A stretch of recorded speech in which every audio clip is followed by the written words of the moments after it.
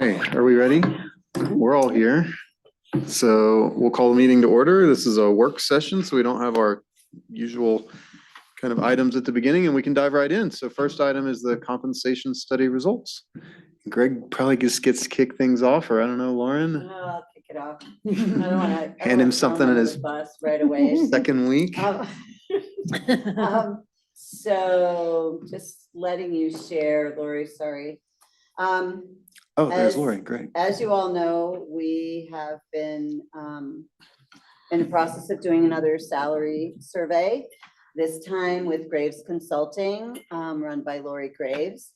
And it's been a little bit of a blender because we started with myself and Christy, and then Christy left, and then Nathan was in there, and he worked a little bit on it, and now it's Greg, and so that's why I'm sort of here to introduce Lori Graves. She has really kind of done a bang-up job for us and been very patient with us with all of our questions and moving things around, and we created some contingency positions for the future so that people can move up within their departments, that obviously we're not going to fill. We're not going to have 5 planners here, but potentially we could have those positions and they would already be laid out in our structure. So I know she has a presentation, and we'll go ahead and let her give that and share her screen, and then I'm sure she'd be happy to answer any questions. Just for your information, this is being presented to you as board tonight. Tomorrow it will be presented at lunchtime to all the town staff, all the employees. And just for context, we generally do this about every other year. Is that right? Every 2 or 3 years, depending on what's happening with inflation and the economy. Right. And it's been such a rapidly changing kind of compensation environment over the last few years. This has been great, I think, to do these biannually and really make sure that we're where we need to be. So thank you for taking the time. Great. Lori, the floor is yours. Awesome. Well, thank you and good evening. I appreciate each of you allowing me to get some time in your session this evening. I'm sure you have other things to cover, so I'll try to be cautious with your time. But as was just introduced, we have been collaboratively working on a comp study with the town for the last several months. And I've got a short presentation I'm going to share with you this evening that is going to not just go through the results, but also talk a little bit kind of big picture about the intent and the scope, and share a bit of our process of how we got there, so that you don't just see the end result, you actually see a little bit of how we do it, because we really think that having a transparent and objective process around pay is a really important part of it.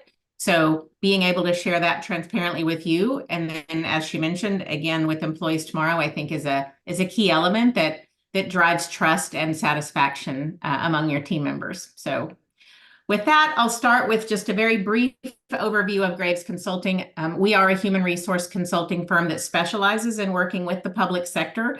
Probably 80 to 85% of our book of business is public sector employers, and the vast majority of those are in Colorado.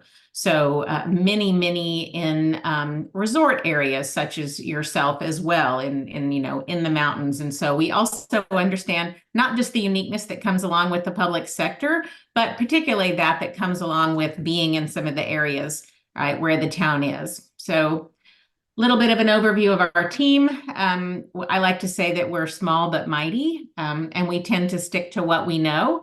And the bulk of that is municipal compensation. So I was the primary consultant on this project, though I did have some behind the scenes work from our analytics person and from Wendy and Eric, because they also have a depth in municipal compensation there in Colorado.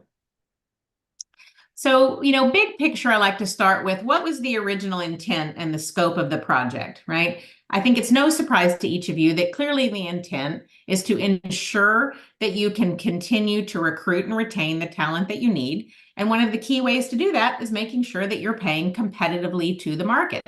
And as you mentioned earlier, that's been quite the moving target over these last few years. And so I think the timing is really good to be taking a comprehensive look at this. So while the bulk of what we were doing is really focused on base pay, right? Base compensation and comparing that to the external labor market. We also want to make sure that as we work on projects like this and we create a structure, that we maintain internal equity, right? So meaning positions that have similar span and scope of responsibility and requirement are equitably placed on your structure. That also ensures that you stay aligned with Colorado's Equal Pay for Equal Work Act. So we pay attention to that. And we also, and I think this was mentioned a little bit too, we want to make sure that what we're building allows your employees to be able to see sustainable wage growth as they progress in their careers. You know, I think one of the things that draws us so heavily to the public sector is that we appreciate that these are employees that for this is not just a job. For most, it is a career. So we want to help you build a structure that supports that career growth, because clearly your ability to retain people as they grow their skill set is a big win, right, for both of you. So we always keep an eye on those things. So our scope within that intent is to make sure that we're gathering current, valid compensation data from sources that are reflective of the labor market that the town competes in. Right. And we'll talk a little bit more about this when we get to the defined market. But, you know, our goal is to make sure that we're getting a broad, statistically valid sampling of data and that it is representative of the market that you compete in. Meaning we don't want to just look at 2 or 3 other municipal organizations that are close to you that you might trade employees with more frequently, because that's not necessarily a broad, valid look at the market. So we pay a lot of attention to ensuring that we're choosing the right market to pull data from. We use that data then to provide recommendations for how we might revise or restructure your current pay structures. We go forward from that and provide recommendations on implementing those change structures and on ensuring that you have everything you need to continue to keep your pay aligned to market even after this engagement is over, right? We want you to have a system that aligns you to market today, but that you have all the tools you need to keep it aligned until you choose to go out for your next external comp study. So an overview of our deliverables is when we come in and work, particularly when we work with a client for the first time, we spend some time at the beginning making sure we really understand your current state. Right? How are things working right now? We look at job descriptions. We look at org charts. We look at census data that shows all of your employees and their earnings and how long they've been in those roles, right? We want to make sure that we understand enough about the town so that what we build really fits you. It's not just some cookie cutter plan, right, that we might build for somebody else. So once we understand that, then obviously the bulk of our work is spent gathering current relevant market data for each position, right, from existing survey sources, using that data to recommend pay structures that we believe are going to meet the town's needs. And this is something where we generally will create multiple options, all aligned to market, but different approaches to make sure that you have an opportunity to select what truly works for your organization and your current culture and pay philosophy. And then help with the financial impact analysis that shows what the cost of recommending those implementations would be. So when we say defined market to us simply means who are the other public sector municipal organizations that we want to make sure we pull data from, because that's the ones that are going to be reflective of your market, of the labor market you're competing in. So when we do this, we build it in a rather broad way. So the market that we chose for the town includes not only all of the resort area communities around Colorado that have many of the similar geographic issues that you have going on, but we also choose some of the organizations in the Denver area as well. And this is something we've started doing probably in the last 5 years. We have found that with mountain towns or resort areas, if we don't include some of the organizations, some of the what we would call influence of the Denver market, sometimes the data actually gets undercut because that Denver-Boulder market is so significant within the state of Colorado that how that labor market moves tends to drive the rest of the state. You know, there was a time 10 years ago when the resort areas were all paying more. That is not the case anymore. And there's been a lot more movement of labor back and forth. And so we include an influence of that market, again, to make sure that we're getting a really good view. We do include private sector or special district data where we have it and where it's applicable to the jobs, but the bulk of it is municipal data. So on the data collection, when we talk about, right, we're using existing surveys and we're pulling from your labor market, what the information we're pulling out of those surveys is actually actual wages being paid to other employees and other organizations doing similar work. In other words, we're not just comparing their pay ranges to your pay ranges and saying, oh, they're close enough, right? We want to anchor our recommendations in what people are actually earning. Because over these last few years, right, as the market has been moving more rapidly, some have simply been pushing the employee pay higher up in the ranges, but not adjusting the ranges. Others have been doing the opposite, adjusting their ranges very aggressively, but not necessarily moving pay through them. So again, we want to make sure we're anchoring to real employee pay. And then another critical component is that making sure the data we're pulling is really an apples to apples representation of the work you're asking people to do, right? We don't want to just match based on job title. We want to make sure we truly understand the requirements and the responsibilities of a job so that when we pull information from the survey, we're pulling like work, right? And we know that based on that, when we pull that data, sometimes we need to scrub it or make some adjustments to account for some of the uniqueness that might exist in some of the positions within the town, right? And this is the case with every public sector employer we have. You might have positions that are very much like survey positions, but maybe you have a higher certification requirement, or maybe you combine a whole other skill set into that role that others don't, and we need to make sure we account for that. So this is really where we spend, I would say, the bulk of our time on a study is truly meeting with every department head so that we understand every job that exists, and that when we pull data, we're really pulling data that represents the job as you have it organized there in the town. So with all of that information, we match the town's positions to the jobs in those external data sources, pull all that data down. And we also know that with published surveys, right, the data gets old. They collect data. So particularly Colorado Municipal League, one of the primary data sources that we use, they publish their survey once a year in the summer. But they gather that data in January, February of each year. So the data that we were using was gathered in January, February, and then we're using it to implement pay structures for you that would go into effect either later this year or next year. So what we know is that the labor market has continued to move since that data was reported by those organizations. So we age that data forward, which essentially means increasing it to account for the fact that we know there's been movement in the market. Right? We don't want to build something for you that is already a little bit behind as soon as you implement it. So currently the town has two pay structures. You have what we would call an open range structure, which means there are pay grades that have ranges that have a minimum and a maximum, but pay might be anywhere between those two, that minimum and maximum. That's what you have for what we would call your general government positions, which is the vast majority of the positions that exist in the town. You have a separate pay structure for non-exempt sworn police positions, which is very common, and those sit on a step plan. What we're recommending is that you maintain two separate pay structures.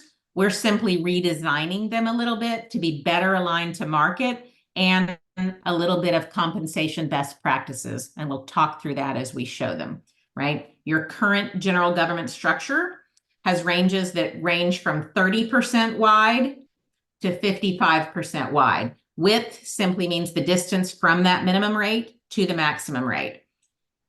They also, each grade and range are distanced from each other, but those distances vary. Some are as close together as 6%, some are as far apart as 21%. That's part of what we wanted to address in the restructure of that pay structure for general government roles. So what we've built, and I know this might look like a little bit of an eye chart, depending on the size of the screen that you're seeing, but this is just to be able to visually show you the pay structure that we're proposing for the majority of the town's positions. The grades are simply numbered. There is a minimum, a midpoint, and a maximum for each pay grade. What you see here are the statistics I was just talking about. Range width, these are ranging from 35 up to 45% wide. And they are all 10% apart from each other at the midpoint. Each pay grade has a midpoint 10% higher than the one below it. And I'll talk for just a second about why that's important. When you think about the width of a range, how wide a range is, mathematically, if you make a pay range wider, you both lower the minimum and you raise the maximum. And if you have entry-level jobs that are in very wide pay ranges, what you're going to find is that the minimum rates have really no utility to you. They're so low you couldn't hire anyone there. And the maximum rates might be a little bit unrealistic for the type of work you're asking somebody to do at those entry-level jobs. So a common best practice is to make them slightly narrower at the bottom, slightly wider at the top. Your current structure is set up that way as well, just a little bit more dramatically, right? Your entry-level jobs are in narrower ranges and your high-level jobs are in much broader ranges. And we just brought it in a little bit to create a little more consistency. That 10% distance between the grades, the reason that matters is one of the things that we know happens over time, right? The labor market increases, but not every type of job, not every specific job grows at the same pace as every other job. Some grow faster than others, right? They get in demand for a particular reason.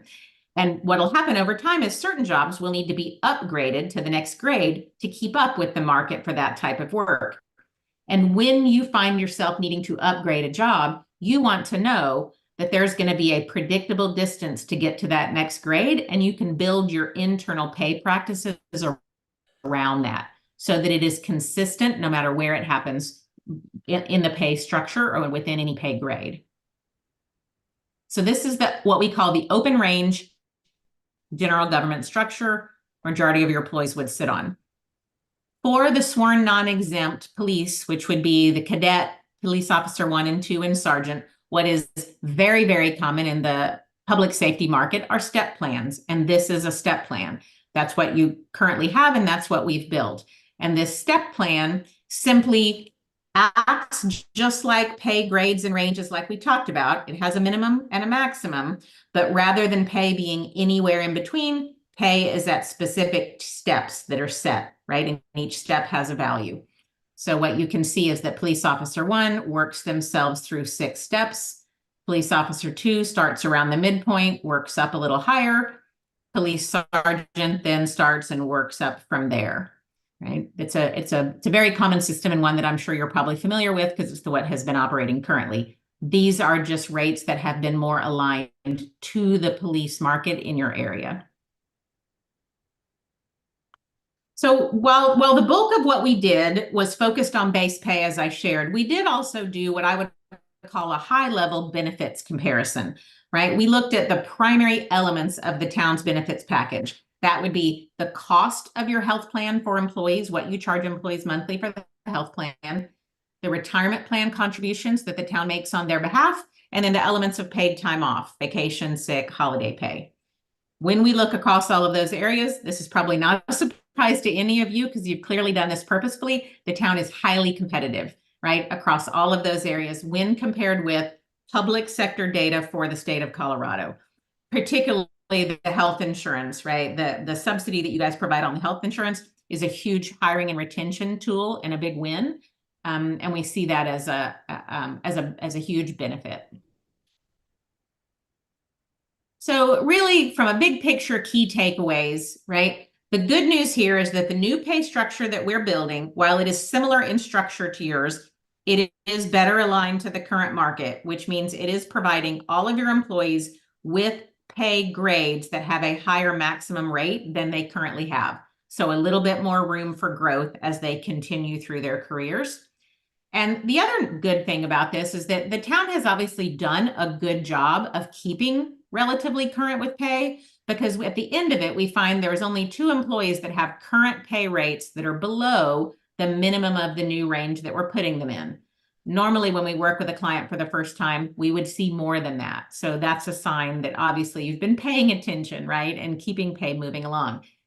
So only 2 that are below the minimum. Now, there are others who are in the new pay ranges, but are lower than the years of experience they have suggest that they should be. So there is a cost to bringing people in and putting them in the right place in their pay range, which is a really important thing to do, because if you don't do that piece of it, what you'll find is you'll begin to experience pay compression, right? If current employees are not moved through their pay ranges appropriately, new hires come in at rates that are almost what they're making, and they get compressed against each other. So ensuring that not only your structure is current, but that people are moving through it is an important element. So that brings us to probably the highlight, the piece that most of you have been waiting for me to get to, which is the financial impact, right? So we have this broken out into a few categories.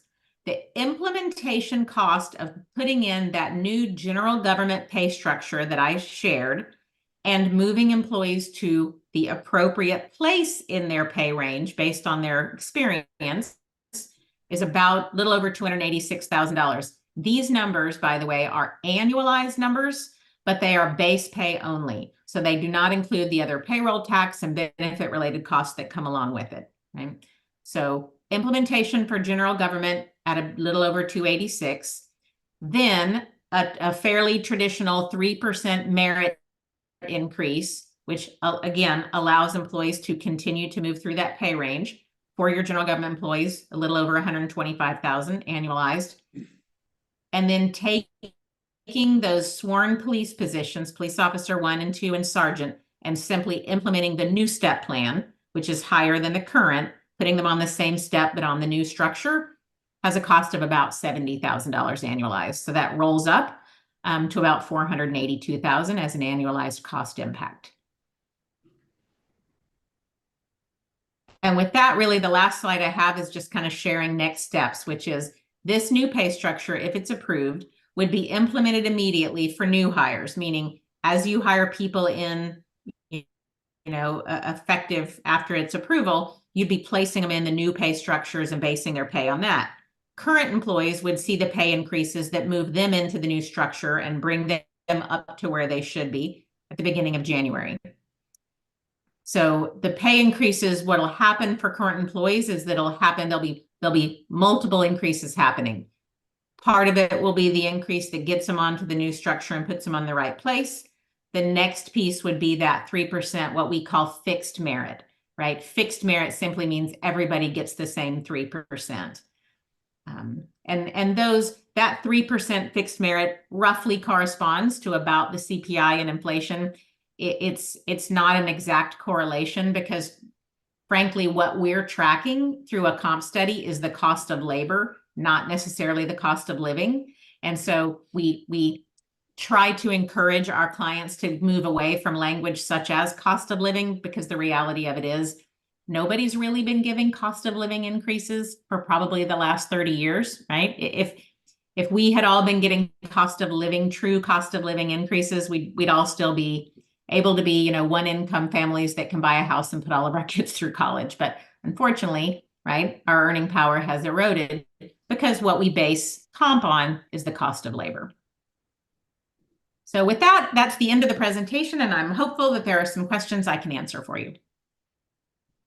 Great, thanks so much, Lori. Before we dive into detailed questions, just Lauren, on process, obviously we can't take any motions tonight as a work session, but I guess I was under the assumption that this would just be approved as part of the budget process, but Lori mentioned upon approval, we'll start implementing it. So what's our process going forward? I was assuming that this would be approved as part of the budget process. Okay. But hoping that if anybody has a problem with it, it's already built into the budget that we're going to produce to you. Yeah. That you will speak up sooner rather than later. So it's much less expensive than our last salary survey as far as impact to the budget. And we are not making, as far as I can see, we're only making one other improvement to our benefits. And that's something that we promised part of the staff last year that we couldn't do in one piece. And that was a second increase in the amount of life insurance that we provide for employees on making less than 100,000. But process-wise, if the board doesn't have a problem with it, I know that this board has been fairly adamant since I've been here that, you know, the employees are what makes the wheel go round, and that we need to take care of them. This is not anything out of the ordinary. It seems to match up with, at least somewhat, with what our neighbors are doing, leaving Aspen out of it, of course. And we'll just present this to you in October and continue it rolling. We haven't briefed anybody on anything that specifically pertains to an individual's pay, but we have built in what we believe the individual's pay will be come January 1st into the budget. Great, thanks. Questions from the board or comments? Follow-up from Lauren said, so Lauren, Try one more time. There we go. the annualized cost is here. Do you guys already have a sense of what the total cost is going to be given the payroll? We have not calculated that yet, but I will make sure that we have an estimate of that in the initial budget that we give you. It'll be in that memo. And is Colin, it, I didn't quite understand that question. What's the difference between the annualized cost and the total cost? well, so this does not include the payroll taxes that we're going to have to pay. Oh, when we raise We it have to pay salary. payroll taxes. We also have a percent of pay that we put into the 401A. So all of those costs are Yeah, additional. so the numbers, that's a That's base not built number. into this. This is It's gonna pay be- only. I mean, it's likely to be about twice this. And I'm not against it. It's just good to know. I don't know if it'll be twice, but at least a third. Yeah, it'd be also great if you could, as you were doing this, if you could summarize what we did last year. Because I know we raised pay, but we didn't do health benefit and all this stuff. Just so we all Absolutely. remember, we have new board Absolutely. members, the general public knows that we're trying to support our staff and make sure they have the resources they have Will do. outside of the living wage. Mhm. And I will Uh, make sure that all of that gets into the memo. That would be great. I have a couple more Yeah, of course. questions. I understand this is a summary of the report. Does the report include details of what some maybe our neighboring jurisdictions do along these lines? I'm just curious. what Can you their- define what they do? Like, what are their pay ranges like? We do have for- their For like a pay planner, ranges. that kind of stuff. We have most of them for Glenwood and Basalt. Okay, that's more my curiosity. I don't know that Yep. everybody else needs to know that. Let's see, this is very thorough. In doing this analysis with other jurisdictions broadly defined, we're going to the Front Range. Things that we might want to start considering as we're thinking about compensation that we're not doing now that we might want to consider. I know there's some big ticket items out there, potentially housing, but I was just curious if they came across some of that and what's the extent to that happening, leaving organizations like Aspen and Vail out of the picture. We didn't really get into those things, although certainly we've been talking about it as department heads. Right. You know, what kinds of things will allow us to recruit and retain here besides money. Yeah, yeah. And so we can talk about that a little bit. Right now, it's not particularly a budgetary item, except with, for example, how much money we're putting into the housing fund for next year. Yeah. Towards whether it's employee housing or additional affordable housing, et Yeah, I cetera. mean, we might not be able to do it next year, but we've talked about it and it'd be great Absolutely. to just plant some seeds of how do we prepare ourselves for that? 'Cause it's, I mean, the writing's past being on the wall. We know it's an issue. Right. Great, thank you. Thanks, Colin. Others? Yep, Erica. Lori or Lauren, I'm just curious on the implementation costs under general government. Is that generally kind of across the board, adjusting employees into that rate range? Or is it really like a few key departments that are gonna see that have maybe been lagging or are being moved into those new levels, Well, I I guess? think maybe both of us could Yeah. answer a piece of this, but having been involved with the previous salary survey, at that point, we had a lot of our lower salary employees who got huge bumps because we were way behind. Wastewater and water operators, some of the streets crew, those kinds of people. This time, it actually looks like it's more the mid to higher range that got bigger bumps, but none of the bumps are as high as we saw last time. Okay. Lori, do you have anything to add to that? Yeah. No, I was actually just looking at the detailed financial impact analysis, and it really supports exactly what you said. The larger of the increases are tending to be in the professional positions, manager level positions, but with none of them being what I would consider extreme numbers or extreme percentages. And I don't really see a particular department that looks like it has fallen behind. It looks like it's fairly well spread out among the different areas. Okay, thanks. Others? Yep, Christina. Hi, I have a question and thanks for the great presentation. So I'm still getting used to this two pay structures, the general government and then the police step structure. Mhm. It looks like on the Carbondale proposed sworn for the police, there's 4%. So if I'm reading this correctly, so they're doing a 4% increase for the police sworn part of it. But then on the financial impact, it looks like a 3% merit increase. Oh, is that also including the sworn police?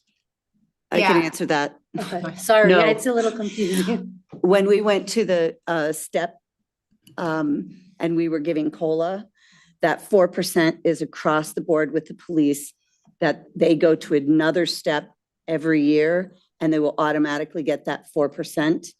And they do not get what we were calling COLA, Which is the 3%. which is this year would be the 3% or the fixed merit, which I'm still getting used to that language as well. Yeah, that seems a little, A little what? just seems like wrong language to me, like merit would seem to me like somebody earned it above just inflation. Well, I think that, and Lori, you can speak to this better because we had lots of conversations because I was getting very confused about fixed merit, variable merit, et cetera.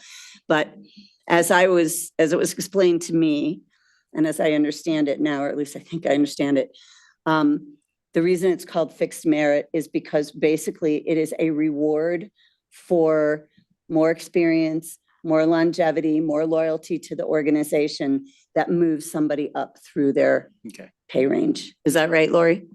That's exactly right. And the reason, and I know exactly what you're saying, because in the past, merit always meant, oh, merit means maybe you get it, maybe you don't, and you get different amounts based on performance. But, many organizations do what they call fixed merit, which is as long as you're performing somewhere within the bell curve of acceptable, you get the merit increase. If you're below minimum expectations, you don't. So it's still merit, but it's a fixed number versus variable merit. And the reason I think that matters is because what we recommend to our clients is that every year there's two factors that feed into the pay increases you give. One is what we call the market increase. And the market increase would be, if you were to go back and look at that slide that has your general government structure on it, the market increase is the increase that you apply to the entire pay structure so that the structure itself continues to move forward with market. So let's just say, for example, you implement this structure for 2025, and now you're looking at your budget for 2026. We may say, the whole market structure needs to increase by about 2%. I'm just picking a number.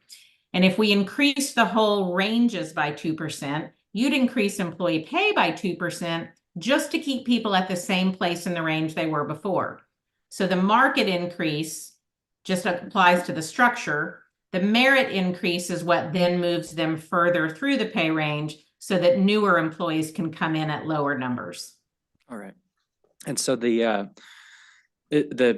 I'm sort of curious as well about the two pay structures is sort of the rationale behind that the police officers are sort of doing a fairly set and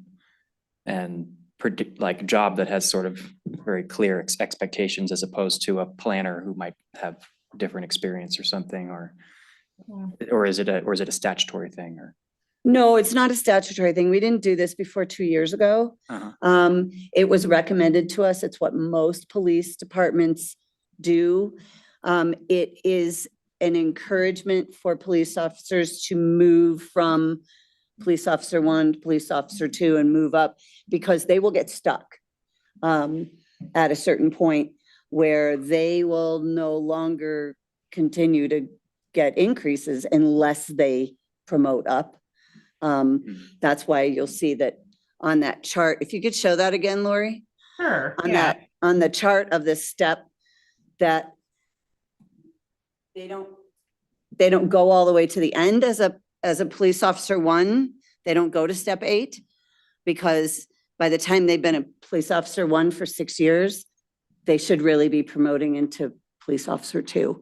And the same thing with police officer 2. Somebody who's only been here a year isn't going to become a police officer 2. Okay. Does that answer the question, Chris? Yeah, and so I guess, and then the general government pay structure has the min, mid, max, which is to some degree another layer of merit assessment of the employee. I Well, when guess. we do the Initial fixed hiring. merit, that moves them up from minimum towards the mid Okay. in that same. Oh, okay, okay. Right. But that when they're first hired, you have some latitude if somebody's of like. Depends on their experience and their qualifications, absolutely. Okay. Is there actual merit? I mean, is there merit? No, we don't Flexibility have anywhere? variable merit No, here. no, okay. We period. have So- not so far been able to really determine how to make that equitable across the organization and not have it feel like there's favorites or Sure. what have you. So we have never done that. We did do Christy and I did an exploration of it last year when we were looking at the salary and benefits, and decided that we didn't think it was a good move for the organization. Now, There is obviously, if within the police, somebody, within the police realm, there is though, correct? Because going from police 1 to police 2, is that oh, a that's decision? that's fixed merit. But That's, at what oh, a point? promotion from a that promotion, police right, officer right. 2 to a sergeant would be, Sure, that's just a promotion though. okay. It's not a But the- merit increase in your salary without a requisite promotion. Okay. Okay, that makes sense. So someone, okay, so but if we looked at the proposed government pay structure, someone who's a grade 15, it's a different job description to be grade 16? Different job, Okay. absolutely. Okay, so that's sort of Yeah, where so- that's sort of where the merit Right. merit I element know, it's so resides. confusing. Okay, and that makes more But sense. that's 'cause one of other- the things that we did. So Okay. we added, a planner 1, a planner 2, a Okay. senior planner, which we never had before. We just had planner. That makes sense. First of Okay. all, if you have a lot of experience as a planner, you don't want a job that just says planner. You want a job that says senior planner, Mhm. right? But also it allows people to either get promoted or be hired into a different level depending on their experience. So did we have this structure with the last salary survey, or is this, it got Which adjusted? structure? I mean, did we have, I don't remember if we did if there was a structure like this that was constructed for that last 2 years ago? For the police? No, for The when we general did pay. the survey last Yes, time. absolutely. And so they're just tinkering with it a little Yeah. further. Okay. And the grade, we have more salary grades than we had previously. I don't remember. Let's say we had 9 previously and this is, 16 or what have you. Just a little more evenly spaced between them. Colin, anything else? I just have one last question. On the police cadet, they're going to CMC and we're paying them, Mhm. and that's pretty standard. That's standard. And they stay a cadet until they graduate from training. And then when they get sworn in, they become a Become- PO1. Okay, perfect. Thank And you. the chief's a general employee. Yes, as is the lieutenant Okay, and the front office people. okay. All right, lots of good clarifying questions. Does anybody have any concerns about staff moving forward with this in the budget? Okay, and obviously, you're not gonna move forward with it in the budget if you feel like we don't have a budget for it. So you'll look at it in light of all of our other priorities. We'll and figure it say, out. Here's what we can do. My only notes are thank you for being proactive on this, keeping us on a biannual so that it doesn't feel like a huge jump. This feels, there's going to be a time in all of our lives where everything's not going to be on this continual huge increase and things will level out, and we're just not quite there yet. But it feels good that we're keeping up with it while cost of labor continues to increase and stay competitive and really show how much we value our staff.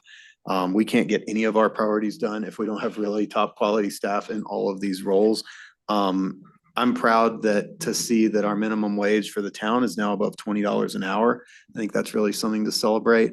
And I'm glad to hear actually that I think we focused for a few years, as you both said in the presentation, on the lower rungs of the salary scale. And sometimes with our COLA, we made it a higher percentage at the lower levels and a lower percentage at the higher levels.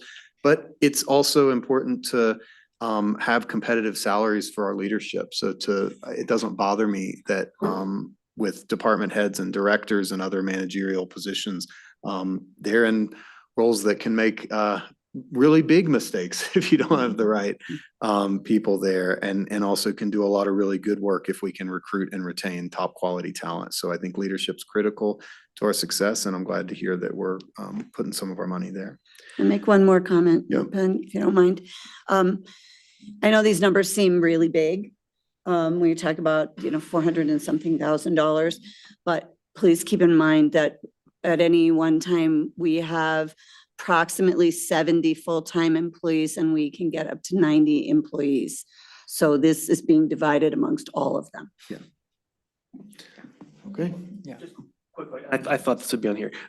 So 400, say 500,000 or 700,000 with tax implications. What is that an increase? I don't have my budget in front of me. What are we paying? What's payroll? What's that payroll number? Ish. Can I get back to you on October Sure. 8th on that? Yes. Is this a 10%, 20? I didn't like. Any I idea what don't know this is? because, well, when I'm looking at the Yeah. budget, each of the salary lines is in a different line item because it's by department. Okay. So we'd have to Interesting. Okay. summarize that, and Okay. I Just be do, interesting we to have see. it, but I Okay, don't have it okay. with me. I didn't know if that was. I can get that. Okay. So we had a different consultant do the first one, and did you like this version better? Or? Yes, we like Lori very much. Good. Well, I just I can think it sign going off forward- and you can have the rest of that conversation. We, I believe that Carbondale has always used Employers Council. Mhm. And, sometimes when you use the same consultant, it's kind of like, if you always have this, I'll go back to my military examples. If the person inspecting your barracks room is always the same person, Mhm. they're gonna always miss the same thing, Okay. right? Like, oops, they never checked to see if they dusted the lamp or whatever. I mean, it's a silly analogy, but we really felt that it was, in order to make sure that we were getting good coverage, Mhm. it was probably time to change it up and have a slightly different perspective.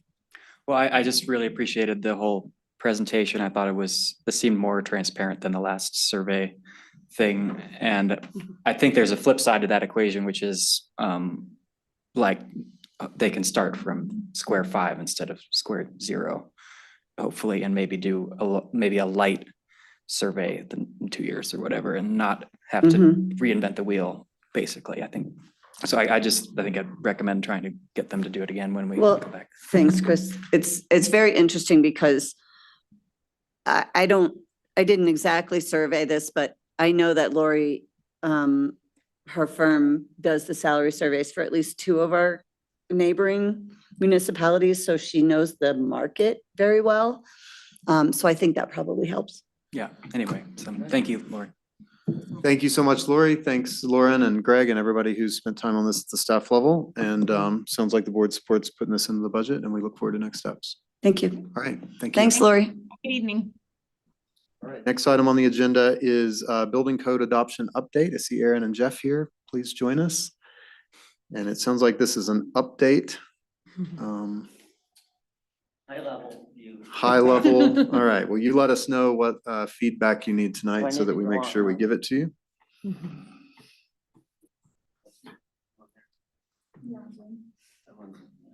You should be able to share.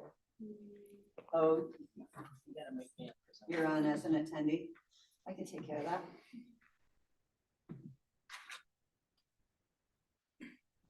Okay.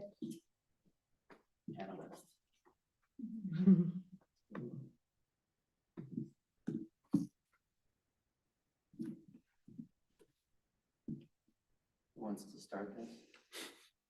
I'll just start, this is an update. And I think with those, you have to turn the green light on. With these, it's the red light. With those, it's the green light. Just keep you on your toes. Pull it close to Aaron. There we go. Is that on? All right, thanks. So this update is really not a full suite of codes update. This is just the initial stuff for some energy code, some state mandated codes, and an update to our residential efficient building program. I think some of the key parts of this are gonna control amendments to the other codes. So kind of making sure that we're on the right track here, so that if we're going the right way here, that will help us continue to move forward with the other codes. Yeah, so this is an interim update. We're Your just- mic's not on. Make sure your light's green, Jeff. There you go. How's that? Thank you. He does the color commentary. That's usually my job. So basically, we're just giving that high level view where we are, progress, looking at doing an update right now as to what we're thinking based on all the input from previous meetings, a lot of consultants, the e-board, and staff. So we've been working closely together on this. So hoping to just kind of take that. You'll see we're looking at making some pretty drastic changes. Simplify seemed to be a really important word that came up last time, that these codes have been around a while. So let's just make it as easy as possible, both for the public and the staff to administer. So what we're looking at is adopting the 2021 International Energy Conservation Code. Try to go easy on the acronyms, but I think we might be getting used to that one. And adopt the Colorado Solar Ready and Electric Ready codes. Eliminating that whole checklist, all those, however many points, 150 boxes, and just replacing it with a few mandatory items. And those would probably be pushed into other codes, actually. So really simplifying that. We're also in meeting with the e-board, looking at, we still want things to be Carbondale. So we're still doing an above code program, but we still want to have some things. So encouraging that, and I'll dive into that a little bit. Table 5, we're kind of tongue in cheek referring to, I'll get into that a little bit, but it's the list of, okay, if you're in whatever tier based on house size, you've got to meet these 6 or 8 requirements. And if you're in tier 2, so we're trying to make table 5 really simple. Getting rid of the PV per square foot requirements, making that really simple and just going with a HERS score. Still requiring on-site renewables. And again, I'll get into that a little bit. Really want to get into addressing exterior energy. We talked about that a little bit before, but we'll dive into that more, not right now, but just giving you that overview. And identifying some carrots. What are some incentives that may be available? Either speeding up the permitting process, which we don't get a lot of support for that. How do I do that? Or giving some kind of a refund or reduction in permit fees. So some of those mandatory items that we're talking about are just things that are not energy code related. It's stuff that was on that checklist, water, landscaping, things like that. And then those could definitely go in the UDCs. So we've been having conversations with planning about how to do that, how to include that. Some of them already are. So let's not be being redundant, let's keep it simple. And then some of the electric vehicle, that's EV stuff, electric vehicle parking and charging. Again, those can go into the UDC. Solar ready and solar orientation as well could go in there, or they could go into the solar ready code we're going to be adopting as a state requirement. This is that table 5. It had the 4 tiers. You can see a lot of strike throughs on it. Don't worry, the next slide is the edited version, so you don't have to look at that closely, but you'll see it gets a lot simpler. Basically, we still have the tiers, which have been the tradition and what, is in the roadmap and what we've been doing for years, and I think the council supports. And the HERS, Home Energy Rating System, a score, it's an independent third party, so doing a lot more third party stuff so that Aaron or anybody in the building department doesn't have to deal with it. Again, these are things that are being used throughout the valley and the state. So we're, let's, again, kind of the goal is to get as much alignment as possible and not being so unique, basically. So the HERS scores, basically, the lower the score, the more efficient, right? So tier 1, just for example, and we're been working closely with Angela and Mark over at Confluence to dial in these numbers to what's realistic and doing a lot of tests of projects they've already done throughout the town. They've got, dozens of projects. So we've been spending a lot of time together trying to dial in what those are. So before renewables, mostly PV in this climate, it's what makes sense. It's what's most affordable. You would have a certain score. So this makes sure your building envelope is tight and efficient. And then once you meet that score, like a 60, then you apply the renewables and you've got to get it down another 20 or so points. So it builds in that. If, let's say your HERS before renewables was 50, then you only had to have a delta of 10 you were trying to achieve. So it gives a little more flexibility with the code and that sort of thing. The point in the roadmap about having natural gas or perhaps off-site solar, we were in the roadmap, we talked about increasing the amount of renewables required. So we're studying, okay, do we lower that number, that 30 number there, and make that that would be that same kind of factor. Wait, can you explain that a little more? Yeah, so what that means is, so let's say to get from a 60 to a 40, you had to have 5 kilowatts of PV if you're all electric. If you have natural gas, you have to get to 30. So that means you would have to have, say, 10 kilowatts of PV. So you would have to add more renewables to get to that lower number if you had natural gas. Okay. So having the whole project be more energy efficient if you bring natural gas in. Oh, it has to be more efficient. More efficient. So the lower the number, the more efficient. A net zero building is a 0 HERS. Okay. Okay. This is just an incentive then to say, it's really hard to get your HERS down. Well, just don't add that gas line Right, exactly. and you don't have to work so hard. Okay.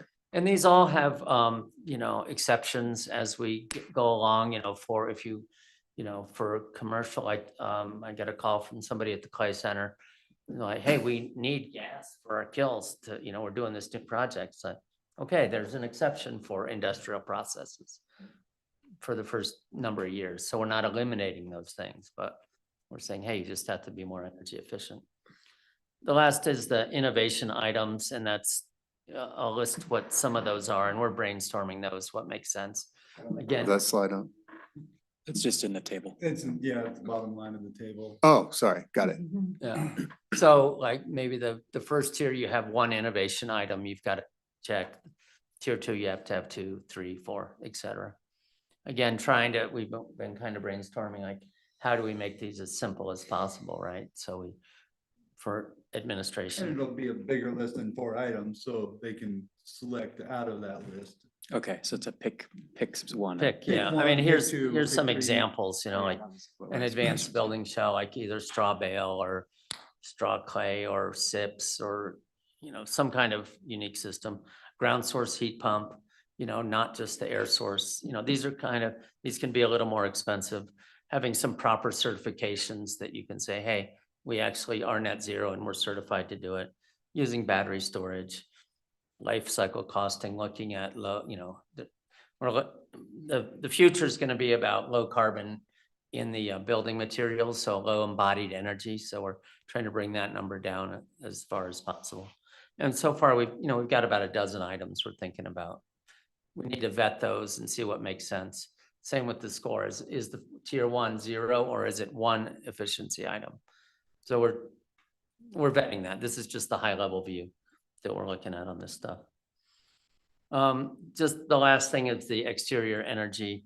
Not a lot of detail. We showed you this slide before, but there's a lot of factors that use a lot of energy from, snow melt, spas and pools we've covered for years, but now we're introducing like gas fireplaces. They use a lot of energy, especially in commercial. You can have those on, for a long time. You can use them, but you got to pay for them. So we're kind of studying that, hopefully working with Resource Engineering Group, August Haas there. He's done this. So all this work throughout the counties, through the Valley and Eagle and Crested Butte, they've done this work. So they're kind of carrying this spreadsheet. So initially we had it we did our own in Carbondale 20 years ago, and now it's kind of all living in one place. So we're all kind of together. So all the communities are working together on that. And that, I think, really, just the timeline, just quickly, ideally we're refining these requirements based continually. We're hoping to go before the public in this room, have a session. We didn't clear if the room's available or anything. We just set up this date a few minutes ago. It's not available. We'll figure something out. We will. But the point is, we want to have another session with you all in a month. But before that, we want to present where we are to the public and get more public, from business owners, from developers, people that have come to other meetings and that sort of thing. So really want to do that. We'll continue to refine it and hopefully present to an early meeting in November for adoption, and then could go into law on January 1st. That being said, there's all the other codes, which Aaron will talk about, but.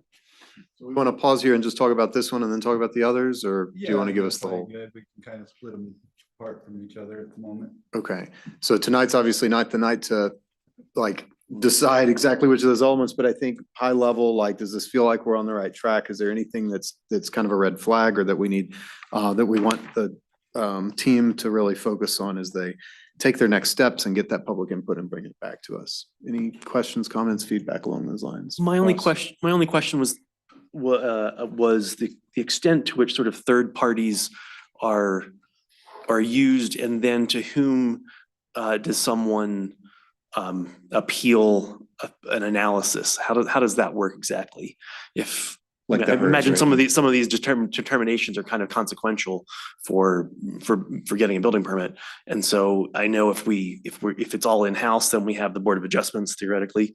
How does that work? The HERS is a big part of what we're already doing. So Okay. this is really the only thing that was outside of HERS was a tier 1 home. Okay. So everything else fell under a HERS requirement already. So really, as part of the simplification, we just moved the tier 1s into the same program.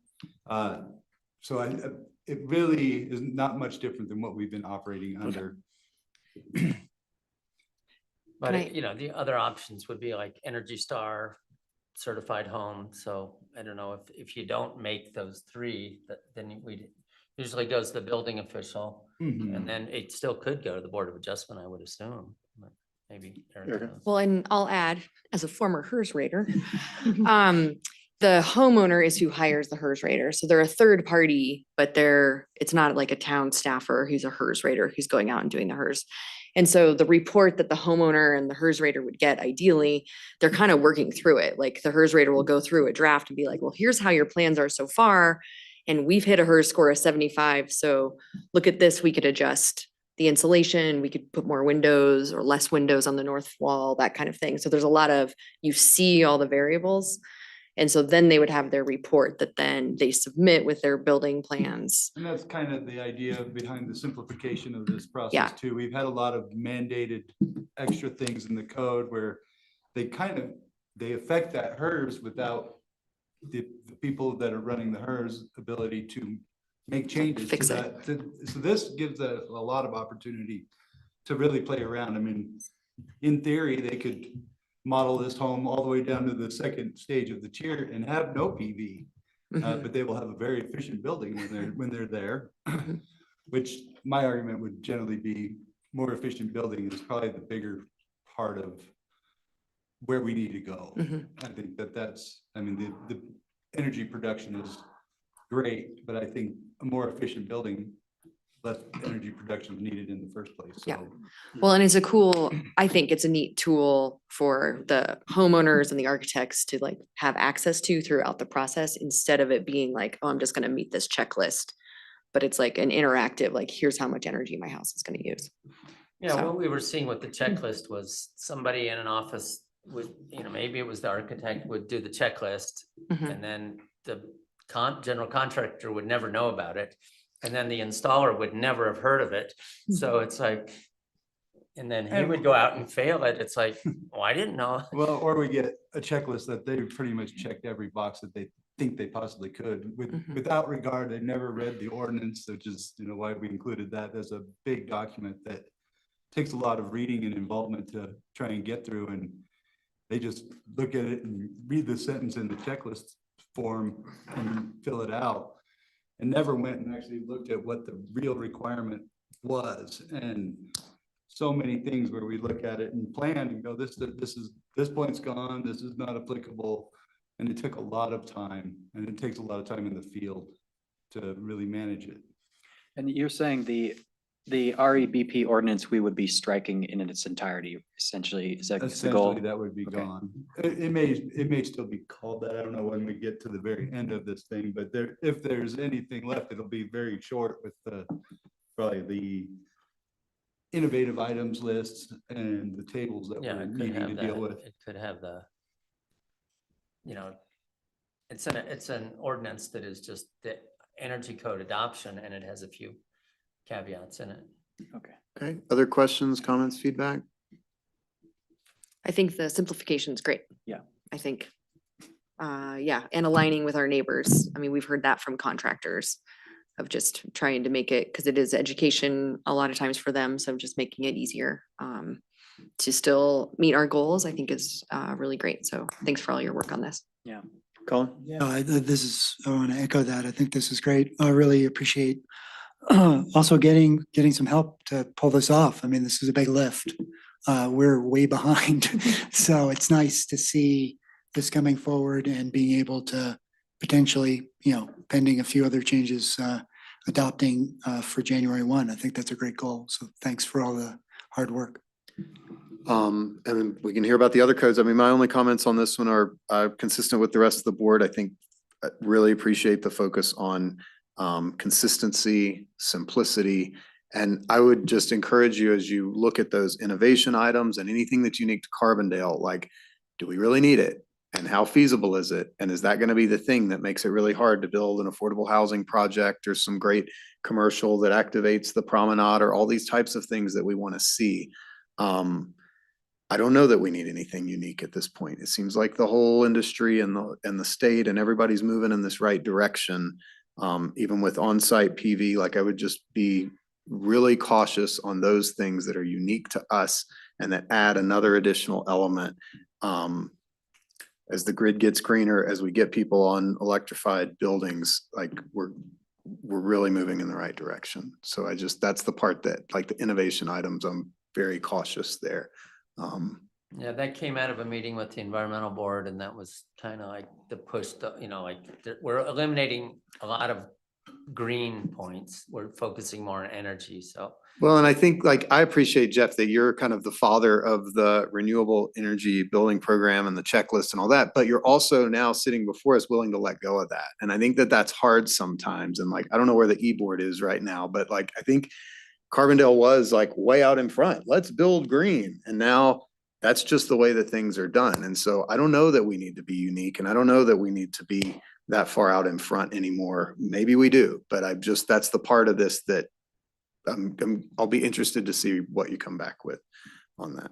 My feeling there would be, it's again, a tiered thing. I think maybe it is a case of maybe the tier 1 and maybe tier 2 don't need that. But I think a 7,000 square foot home, Sure. do something Yeah. special. If you're going to build a that's absurd. Mega home. I really think that those should have an exponential. Yeah, that's in- like the like, REM Because program. when you start thinking about energy use, I think is a huge mind blow for me is like, you really should think about buildings volumetrically as much as square footage, because a 7,000 square foot house has like an exponentially more volume. So the energy use is like. Yeah. On a Yeah. goes Okay. way up. So Good point. I just think, yeah, on the like affordability, we don't want to try to like kneecap our affordable goals, but I think if it's a big house over in River Valley Ranch, I just. Yeah. Hard to I defend would agree those. with that. I would Yeah. agree too. Okay, let's hear about the rest of the codes Well, and where we are. we are slowly working through that. I have Shums Coda working on stuff as I can feed that to them. Hopefully, I sent them some more stuff this evening. Hopefully have a phone call with them tomorrow. And I had a stack of probably about this big. I worked it down to about this big. And it's, a lot of it is, do we need it? If we need it, how do I implement it into the code adoption? And trying to reduce the amount of amendments in the codes as well. It's much simpler if you just have a code book that has your local requirements and you can move forward.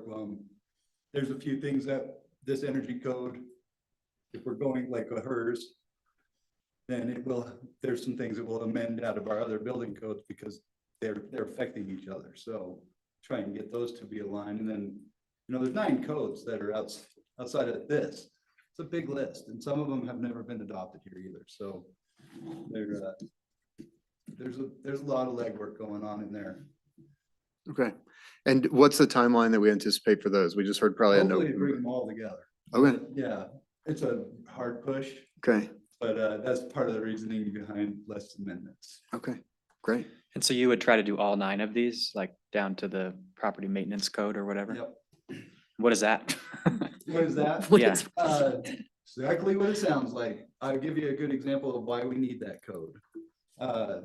The project over here, Riley's project, the apartment housing on Colorado. Like the sort of, The new The apartment. new apartments. oh, like Center Place or whatever? Yeah. Okay. So they had, Hayden I Place. don't know, six months after it was CO'd, the elevators weren't working. Mhm. People were calling and complaining, but there is nothing in the building code. The building code regulates how we construct an elevator. The property maintenance code dictates that we actually make those continue to work. Mhm. And so I had nothing to, I could call and be like, hey, we got to get that online. Mhm. But I didn't have any legal ground to be like, you're in violation of Okay. this standard. Mhm. And so we need some of those tools to keep up with things. And is that like all buildings or is it more aimed towards those like commercial or? No, it does multifamily? everything. Okay. It gets into residential housing standards, like it'll go into the need for window screens. Like if we got tenants that are complaining that, hey, my landlord won't get window screens, those are actually required. And Uh-huh. so we try not to use that tool, Uh-huh. but it's a tool for when you have to have some tool to perform something. And that would be probably mostly envisioned as just being used on a complaint basis. Generally speaking, that's really what it's for. Okay. Because it doesn't sound great to me of like your window screens. Yeah, no, we're not out there looking for violations of that code. We got plenty of other things on our Yeah. plate, but it is really a tool for when we have somebody that's complaining about substandard housing. And Uh-huh. that kind of controls the minimum standards that we should have. Great, cool. Any other questions, comments, feedback on this topic? Sorry. We'll see it again soon.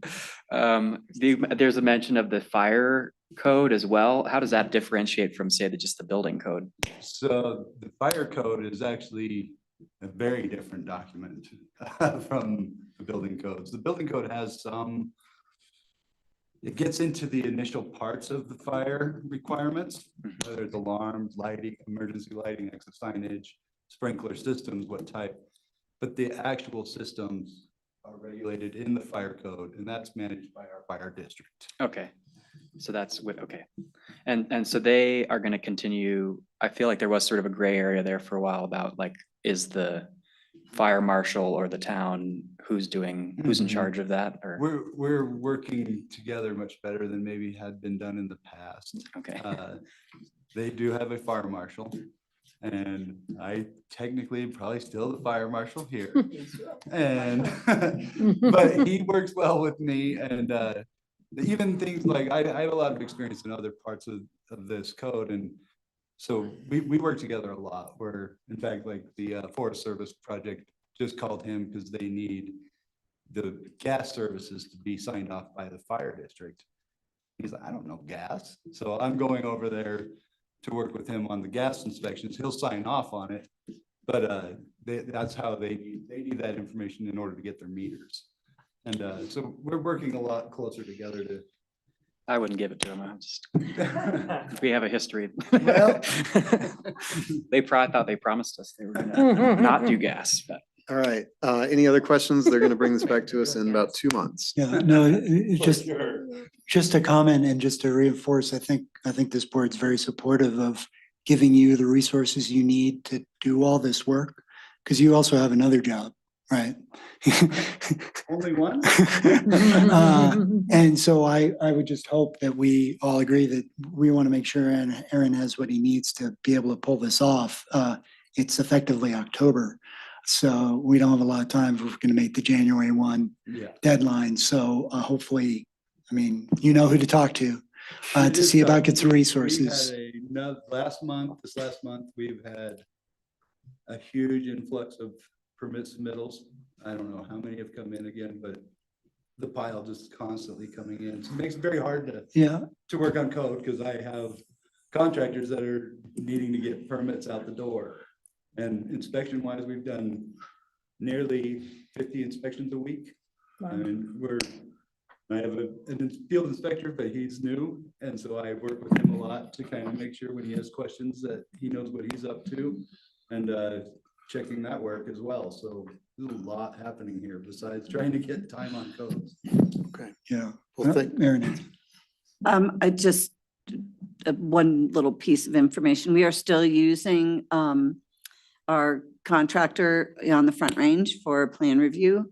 But the cost of what we are utilizing them for this year has doubled. So we're trying to use them as much as we possibly can so that we can let Aaron do some of this other work. But it hasn't slowed down. I'll just well, say. and the good news is this won't go on forever, right? We're in this really intense period and we really appreciate Aaron that Yep. you've been here right around a year now. Is that right? Just hit a year there. Yeah, so congratulations on that and thank you for your ability to come in and hit the ground running and manage both the day-to-day stuff and this longer term strategic stuff. I just want to note, just want to support them in that, but realize that hopefully, I think we have the resources to help him do that work. And I think we're talking about potentially other positions. So, I'd even be open to, if we need to advertise now instead of waiting till the budget's approved, why not? I was gonna ask you about that on October 8th. Well, okay, well. Yeah, maybe we do you a know- supplemental budget if we need to Yeah. get through the end of the year. Yeah, okay.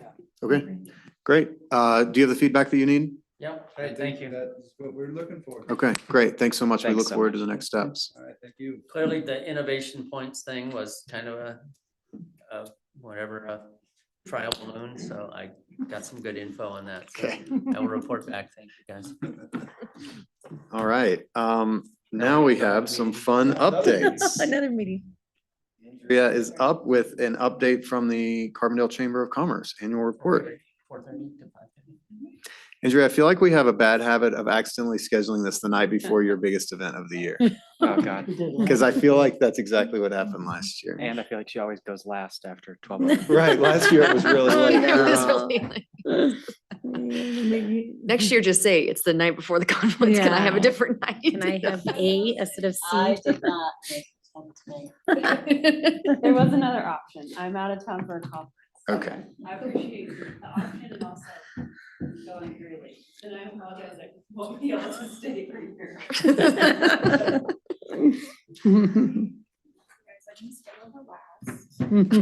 Thank you. All right, welcome back, Andrea. Thank you. Is this? Yep, green is good. Green is good.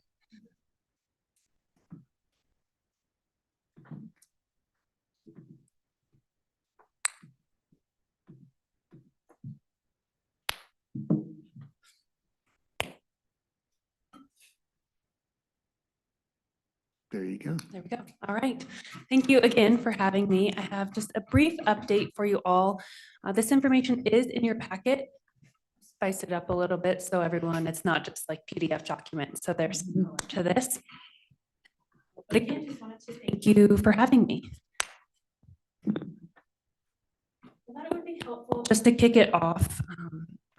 Just to remind everyone, and I know that it's a little tricky in regards to Carbondale Chamber, Carbondale Tourism, who does what. So I just wanted to give more of a visual. And I know we all serve many, many roles, but maybe it would be helpful to see more laterally Town of Carbondale, Carbondale Chamber, Carbondale Arts, and really show that we are all doing economic development work, just different buckets. And so I thought it would be helpful to see that from a linear level, and also down below, Carbondale Tourism and Carbondale Creative District. So I know this gets really confusing in who does what work and how funding is applied to different, again, these buckets. So I wanted to just show this more so that Carbondale Chamber is the parent organization of the Carbondale Tourism Council. So this was put in place, Carbondale Tourism Council was put in place in 2003 with the first funds collected in 2004. But I thought it would be helpful again to show very similar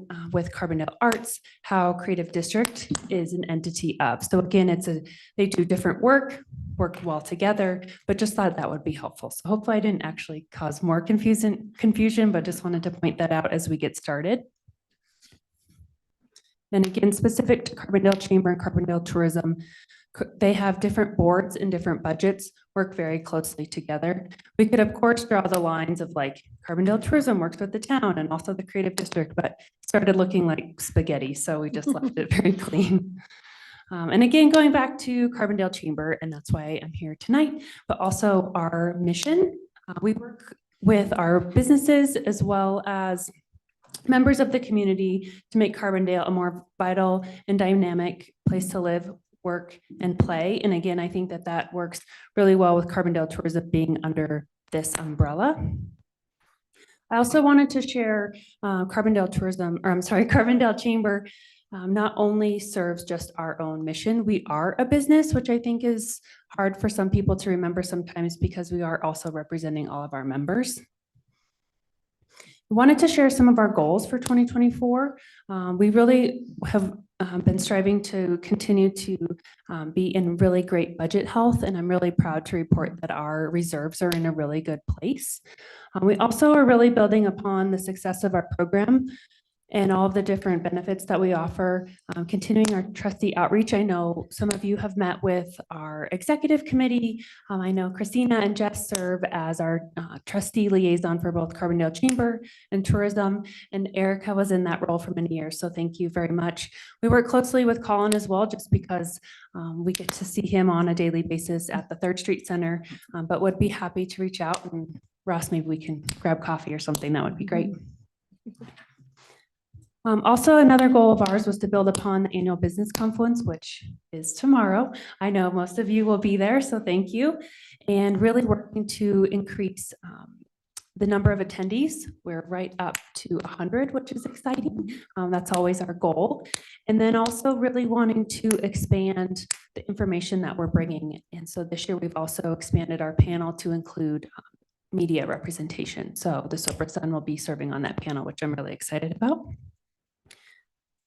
And then building out the marketing and promotion of the Carbondale Revolving Loan Fund, which we'll get to in just a minute.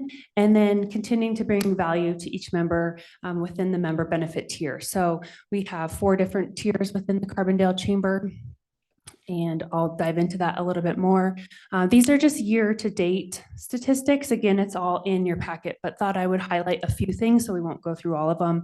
But Carbondale Chamber membership, we are at 475 members. We actually have 2 more join today, which is very exciting. We've had 56 members in the past 12 months, and then have a retention rate of 93%. And this is really important to report just because the national average is about 89%. So it's very exciting to know that we are performing above average. And also we are nominated for the Colorado Chamber Alliance Award for Retention. So they'll award those in October. A couple of our top member benefits, annual business confluence, again, high numbers of attendees at that event. Business after hours, we average about 50 to 60 members, and we host that monthly. I know some of our partner chambers throughout the valley have shifted the number of business after hours that they host just due to low attendance, but we're really excited that we can bring such a great gathering every month. We've had over 50% of our chamber members take advantage of our ski pass offerings, which is huge. It's a great testament to why we work hard so we can play hard. Our e-communications, and then also ribbon cuttings. Ben can be our Vanna. He has our scissors tonight. So wanted to share that. And then we're also really proud to mention that we've had a shop local program for over 20 years, and that is for our gift certificate program. We have over 40 businesses participating in that. And then we've had over $10,000 in the past 12 months sold for those chamber gift certificates. Briefly, just wanted to mention being Carbondale, all of our communication for our members are communicated via email. So we do not do a printed directory. I think they work really well for other members throughout the valley, but that's just not within our goal. So everything is web-based and email. And with that, we have a 49% open rate on our email. So it's a great opportunity to get information out to our members. And let's see. The clicks, I think, is also important. So they can have the information, but also is there, a reason to click on it. And so we have a click-through rate of 5%, which may seem low, but it's actually 2% above industry average. And then Facebook continues to be our main social media for Carbondale Chamber. We utilize Instagram more frequently for Carbondale Tourism. And then a couple other stats I wanted to share regarding the revolving loan fund. So again, we did do a rebrand and update the application. Thanks to Colin for all of his expertise and knowledge on that. And just a reminder, we were able, thanks to Carbondale Arts, to shift our focus from First Friday, which opened up the opportunity for us to partner with the town of Carbondale on this revolving loan fund. We've done a lot of outreach with that. We actually send it out bi-monthly through our Carbondale Chamber e-communications. We've sent that out to over 3,000 recipients with an open rate of 50% specific to those emails. And we've had 120 clicks on this information, which goes right to our website, which again has shown 226 page views out of 157 users. So what does that mean exactly? It's almost half of that. So 157 people have gone to that page a total of 226 times. So people see it, they're interested in it, and then they go back to learn more. We also do quarterly placement in the Sober Sun with distribution are totaling 7,000. And then we have been in both the May and September editions of the Town of Carbondale newsletter, and that has reached 477 people. With that, I wanted to share and just be very transparent in that of all of those clicks and inquiries, there has not been one actual application submitted, but trust that you will trust in us for next year to continue this partnership. I think it's really interesting, and we had a lot of conversation around the chamber board table, and Christina was at our last meeting and we were talking about this, that there's a lot of movement, whether it be new businesses, economic development, kind of from this entry level new business or at the higher level, but this mid-level, there's not a lot of people ready to kind of take that next leap. I think a lot of that has to do with the economic uncertainty and then also with the upcoming election. So it'll be really interesting to see next year if that dust settles a little bit. We have had people reach out and, don't want to toot my own horn, but I like to think that we're providing so much information that they can find what they need on our website and not have to take that next step of actually filling out the application and then realizing that they don't qualify. We have had people reach out and be like, oh, I want to do that. And then they realize for whatever reason, they're not the right candidate. So just wanted to share that, but it's been very interesting. They think it's really cool. And I think it's also unique that a lot of people still don't know about it, continuing to learn. Again, I won't spend too much time on this, but as we talked tourism at the beginning, I just wanted to share our mission and vision and also mention that we just completed a technical assistance grant with the Colorado Tourism Office. So technical assistance, rather than funding dollars, we get mentor hours.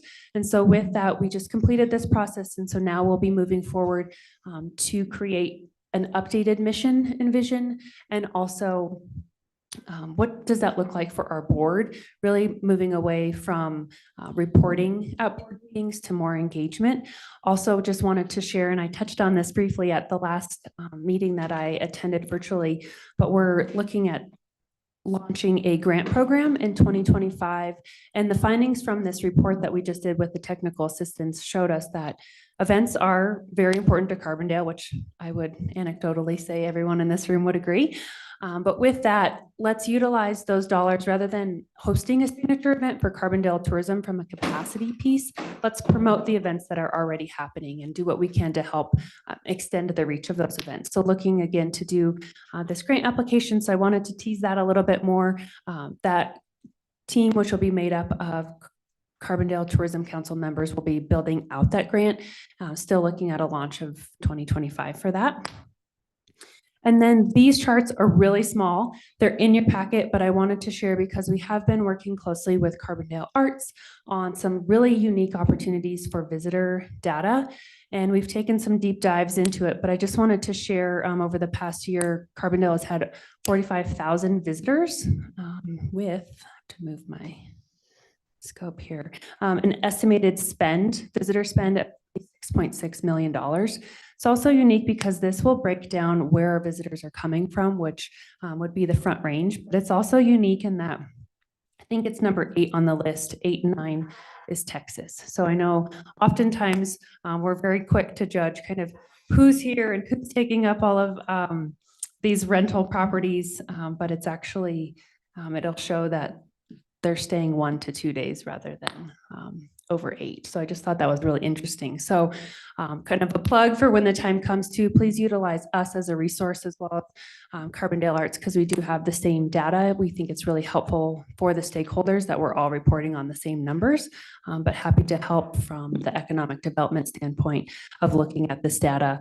Colin and I have really took a deep dive just to learn more in regards to Third Street Center data and who's coming and where they're coming from, how long they're staying. It's fascinating to really see what all is in there.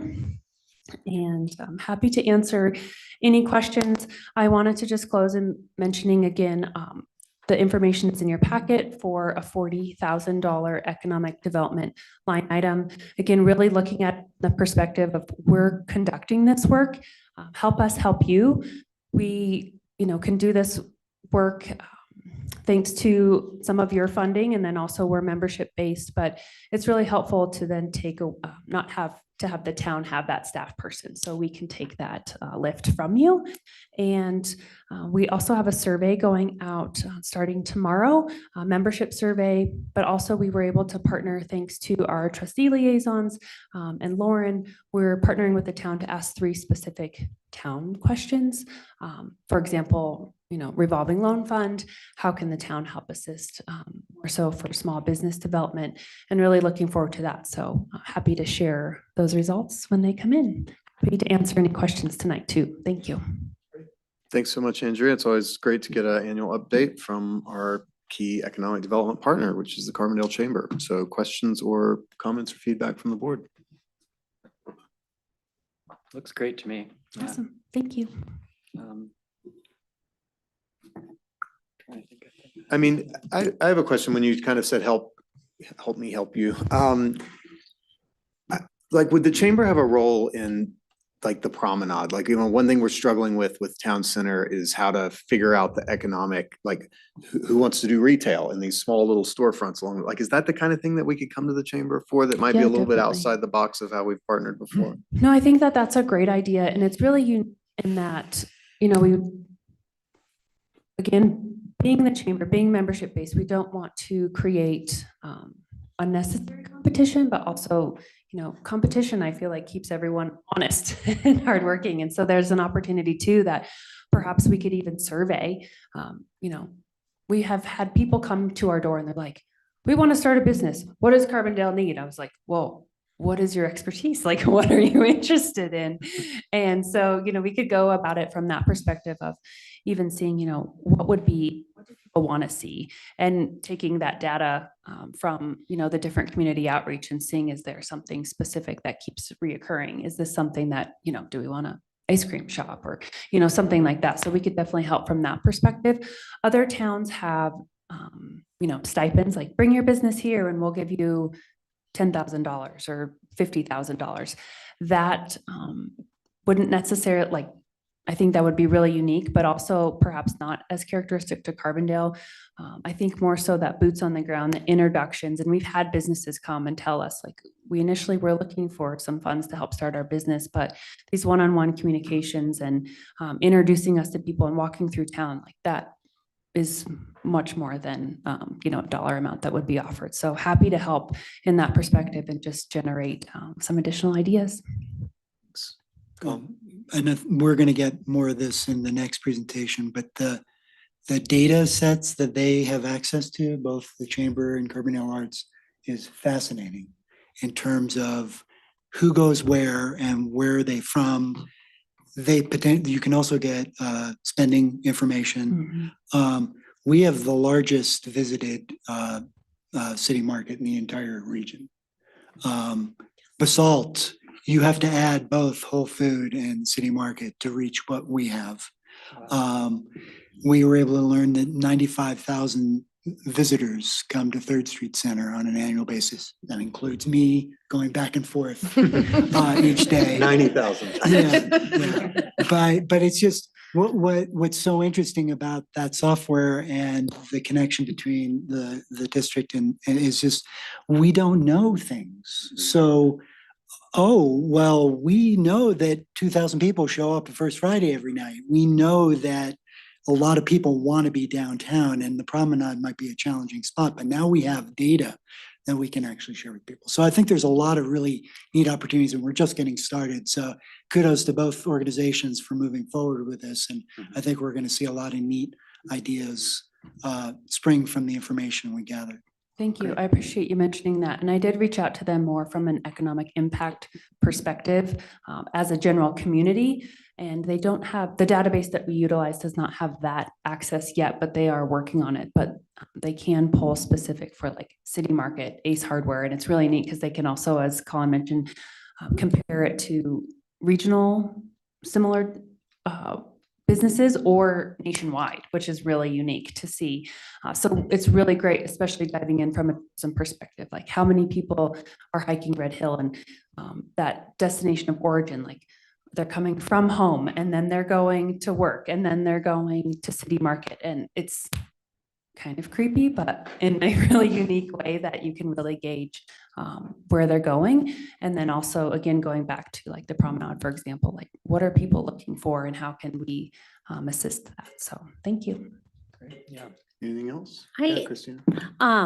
Thanks for the presentation and the information. I have a question on the revolving loan, because I'm really interested. For me, it's really interesting that people click, but there's no takers, because as a business person, I'm always asking what do you need help with? And a lot of it is, well, it would be nice if we could have more incentives.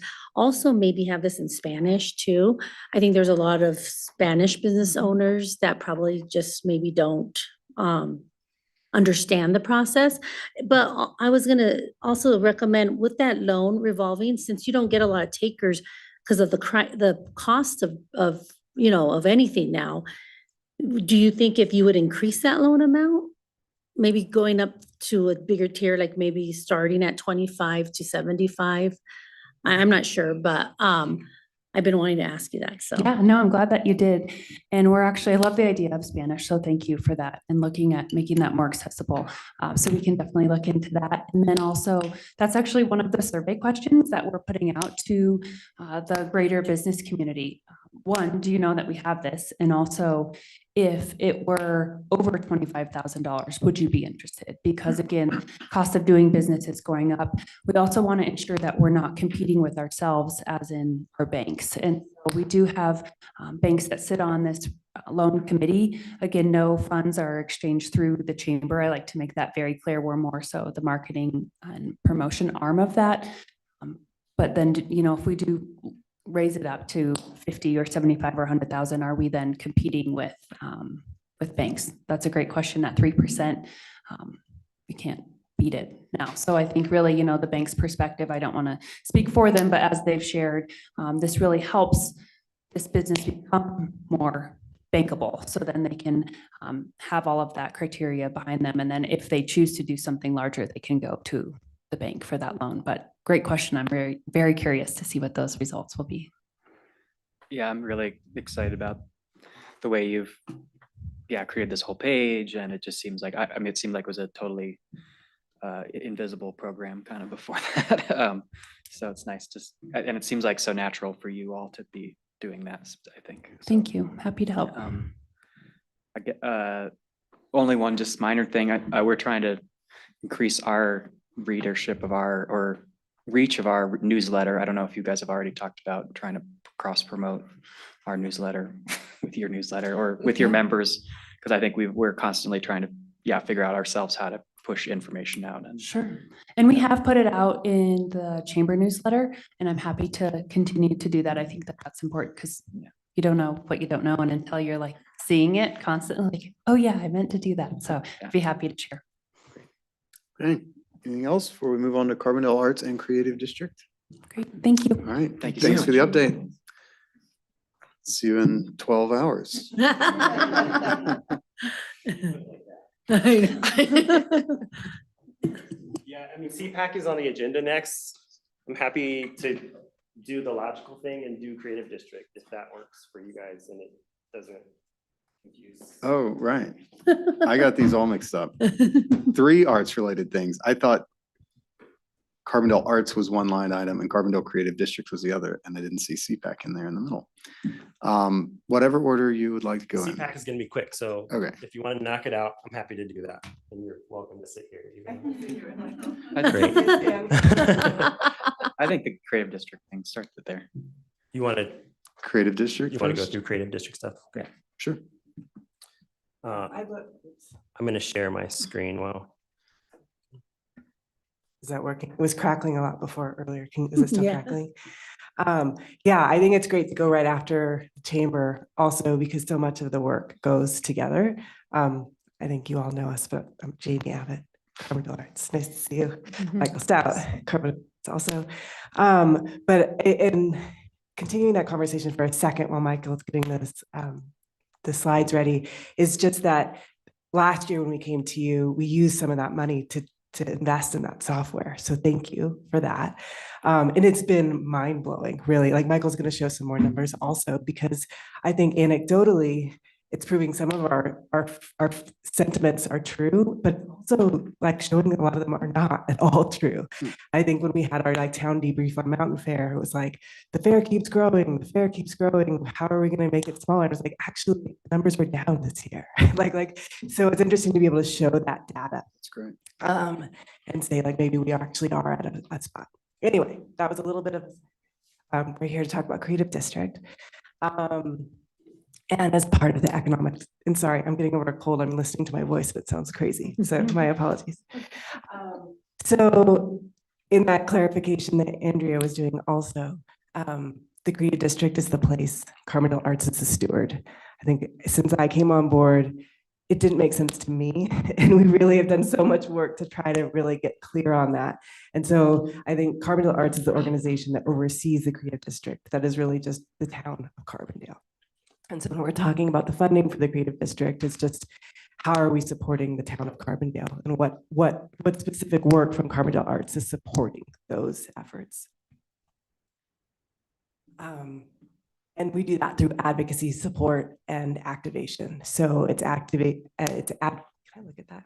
This, I need my little notes.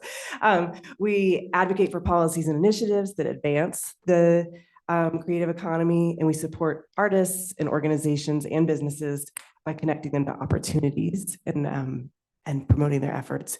And then the last part is activation. So that's like the events that Carbondale Arts is known for, right? All the ways of bringing us all together and activating parts of town. Great. And so we thought it'd be helpful to talk a little bit why economic development, right? We're an arts organization. We talk about the creative district as a place, but what does that actually have to do with economic development? I thought it's helpful to just kind of like do a little quick history, right? We've, for 53 years now, Carbondale Arts has been building community through art and really doing community development in a lot of ways and nurturing that kind of community trust that we hold. And in the early 2000s, there was a lot of tension around this term economic development and what that really meant for a small kind of rural community. And one of the things that came out of those conversations was the economic roadmap. And as part of that, it really looked at, sorry, this microphone.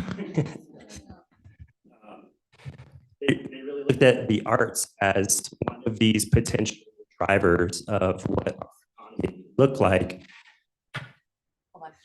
Let's do a recorded one. Yeah. Turn that off.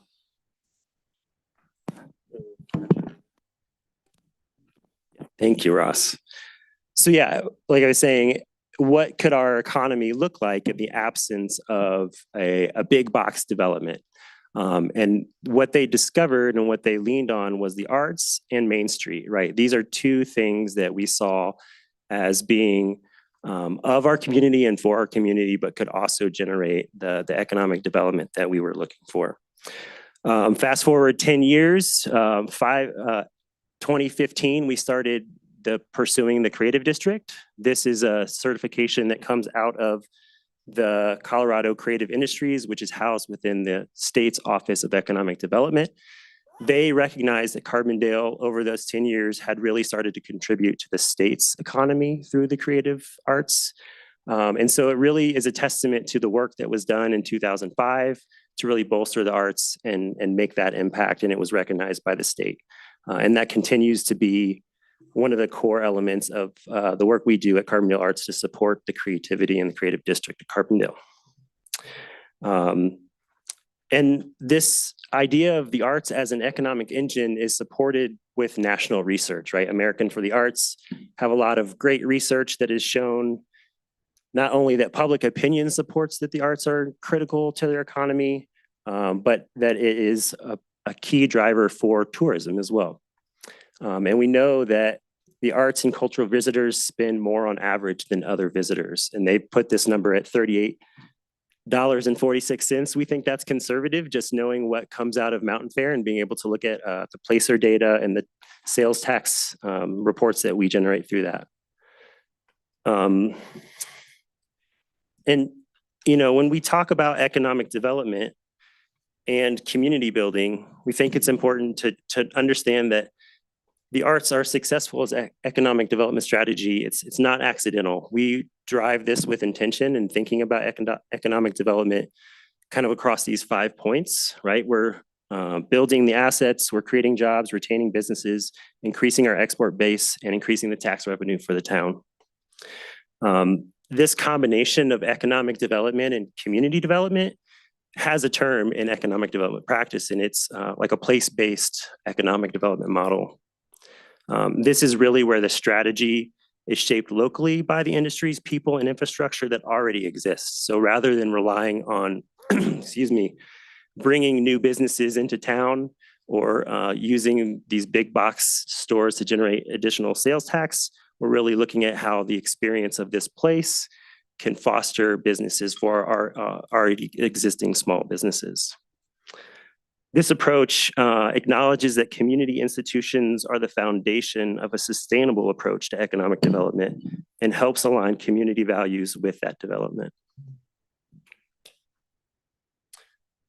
And for a lot of that time, we've been proud and a trusted community partner with the town, not only to help implement the goals that the community has defined through the comp plan, but also to add value to the work that the town and the chamber already does in significant ways.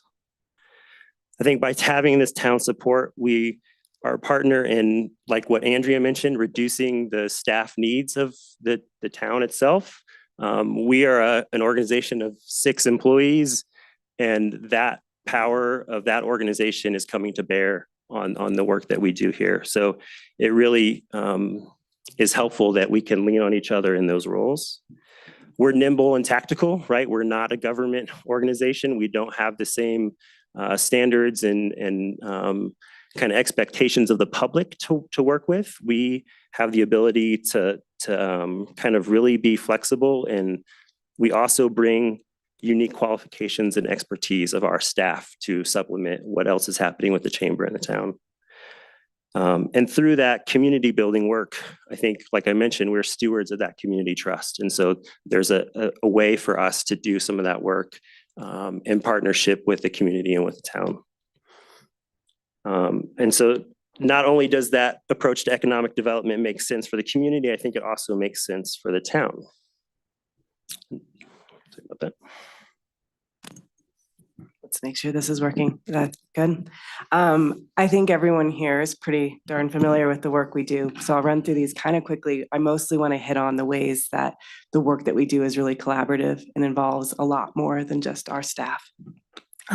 So obviously the murals at the entrance to town, it's a big project. I think one of the things I want to highlight here is just like, this is a great example of public-private partnership, of the ways that kind of we can dig into our best expertise of our network of people, understanding of what needs to happen to get murals done, our staff expertise in that area, to really make a vision a reality in that possibility.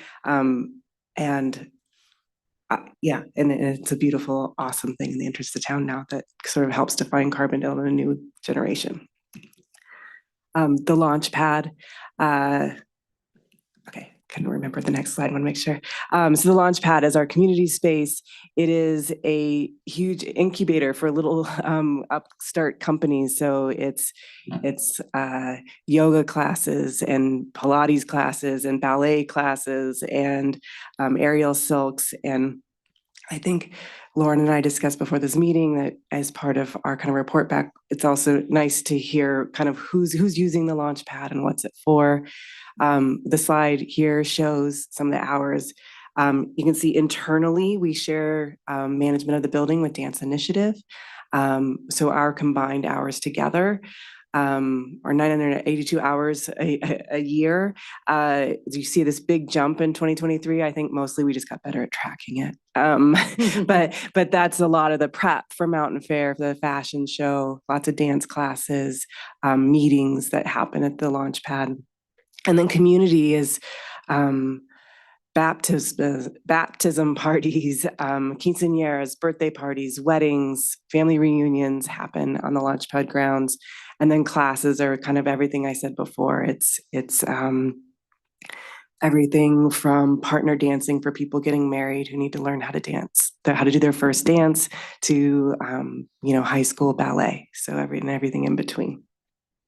And as it says here, there's an average of 6.78 hours a day.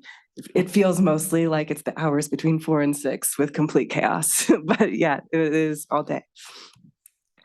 Mountain Fair, I think the thing I want to highlight here is just, over 125 vendors in the park, many of them from Carbondale, most of them regional, and that's supporting small businesses in our community, small, upstart artists trying to figure out how to sell their goods, many who rely on that year round. And Michael will get into some of the numbers later, but specific to Mountain Fair, inside those fences, over $1 million of sales happen in 3 days to those vendors. And so the implications of sales tax for state and local here are significant. And just to drive home the point that it's also supporting local business owners. The fashion show is really, again, this is a gigantic collaboration. It takes over 120 people to be in the fashion show, and all but 3 are volunteer, I think. So it's a lot of talent that's just in our little town. First Fridays is our first year of taking the First Friday reins from the Aspen Chamber. As I think we said last year when we were here before you, our plan was really just to stay the course this year and sort of watch what that meant for our staffing and our advertising and all of the impacts of that. We're starting to already debrief kind of this year as we end the big summer season and kind of figure out what needs to happen next year, what we do differently, the spots for improvement. And I think, we're just starting to crystallize on that plan, but really the town's support of that is really important to keep that going and just to justify kind of staff time and advertising to help promote that. And then Dia de los Muertos is coming, so exciting, November 1st. This is the largest Dia de los Muertos celebration in the community. Again, this is just one of the ways I think it just embodies the way that Carbondale Arts brings people together. We're just a container in some ways. It's not really our pushing of something. We're creating the space for other people to do their thing and gather in town. And Gateway Art Project again. Michael may hit on this a little bit later also, but just the Youth Art Park, that was again, public-private partnership, support from the town, support from GOCO, the NEA, from Carbondale Arts donors to create this little park in the Rio Grande Trail. And then the last bit here is just regional. Oh, there's two more actually, regional and state level partnerships. And I think that that's just the last piece of what the Creative District does, is really try to gather other artists, art organizations in the Roaring Fork Valley, but also beyond. Great, thank you. And in addition to all of that, we're also doing the marketing pieces too, our social media, our newsletters, our creative directory, where people can find all of the different makers and visual artists, studio artists, healing artists. All of those different kind of creative practices are things that we're continually pushing and promoting and marketing, both kind of within the community and the region as well. And I think, there's so much kind of embedded in all of those things of kind of what Jamie shared with the work that we do. Part of the data that we look at to understand our impact is it's an imperfect science. We can understand kind of what we have at our disposal and use that as a tool. I've shared this with you guys before. It really is from the Creative Vitality Suite, which is a data set that we get access to through the state as being a creative district. And it shows that creative industry jobs are almost 700 jobs. That's up almost 4% year over year. But I think really in kind of interestingly, the earnings and sales are up 12%, and that probably matches with inflation and some other things, but good to see that those are both up year over year. And I think the other interesting point that I take from this is that, we don't exist in a vacuum. The creative ecosystem extends throughout this valley, and what happens in one place impacts another place. But the fact that we're over 10% of the kind of market share in both the creative industry sales and the nonprofit revenues, I think is staggering, given that we're neighbors to a world-class resort community that has a lion's share of this. So I think it's really a testament to the work that we do and the impact that we have kind of regionally. We go to these state level conferences and people talk about Carbondale. They have in their minds an awareness of this place being a creative place that fosters the kind of impact for the economy that they all aspire to. So we should be really proud of that. This is getting into the placer data a little bit more. And I'm showing here visits. I think Andrea showed visitors. This shows the number of times an individual maybe came back. And so when we define the district, it includes not just Main Street, but also 133 corridor, Buggy Circle, 3rd Street, Thompson House, because all of these are kind of key areas for that light manufacturing, those maker spaces, as well as the cultural heritage pieces that are also included within the creative economy. So we see that over the past 12 months, we've had over 2 million visits. A third of those are to Main Street. So it's telling us a little something there. And then we just pulled some selected events. So we can look at First Friday's draws, almost 30,000 people, Mountain Fair over the 3 days, almost 19,000. And these are for a little bit more zoomed in, right? We're not looking at the full district on those. We're looking at the sites where those happen. So Sobers Park, Main Street Business District, Fashion Show is inclusive of just the rec center. Same thing for 5 Point. And then Dandelion Day and Potato Days for Sobers Park. So this gives you a little bit of scale of kind of what those Creative District, Carbondale Arts events do in relation to some of the other community events and the impact that they might have. Part of that placer package, we get heat maps. And so we're looking at some kind of state level visitation or regional. We begin to see that, yeah, the Roaring Fork Valley is red and has the bulk of visitation. Again, this is a Creative District for the last 12 months. But also places like Grand Junction and Rifle are also showing up there. And then the entire Front Range is really key in that demographic. And then also I think of note is the Salt Lake City region in the upper left-hand corner is showing that we've get a lot of visitation from there as well. And so this is, again, just the perimeter of that Creative District boundary, not the entire region. So we appeal to a broad kind of geographic region. And I think that's something that we continue to capitalize on.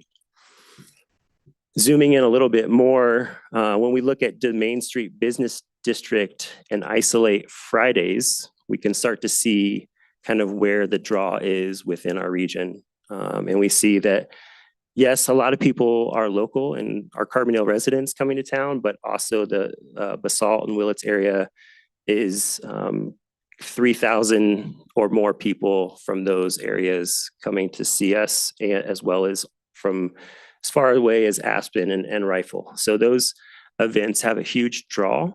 I think, to Jamie's point about Dia de los Muertos, this is something that in meetings that I have with people from Rifle, they're acknowledging that it's the standout of all the celebrations within the region. So as we continue to promote and develop those events, I think it's important to recognize that not only does it highlight the kind of identity of Carbondale, but it also brings that customer base to our local businesses and supports them in ways that otherwise wouldn't happen.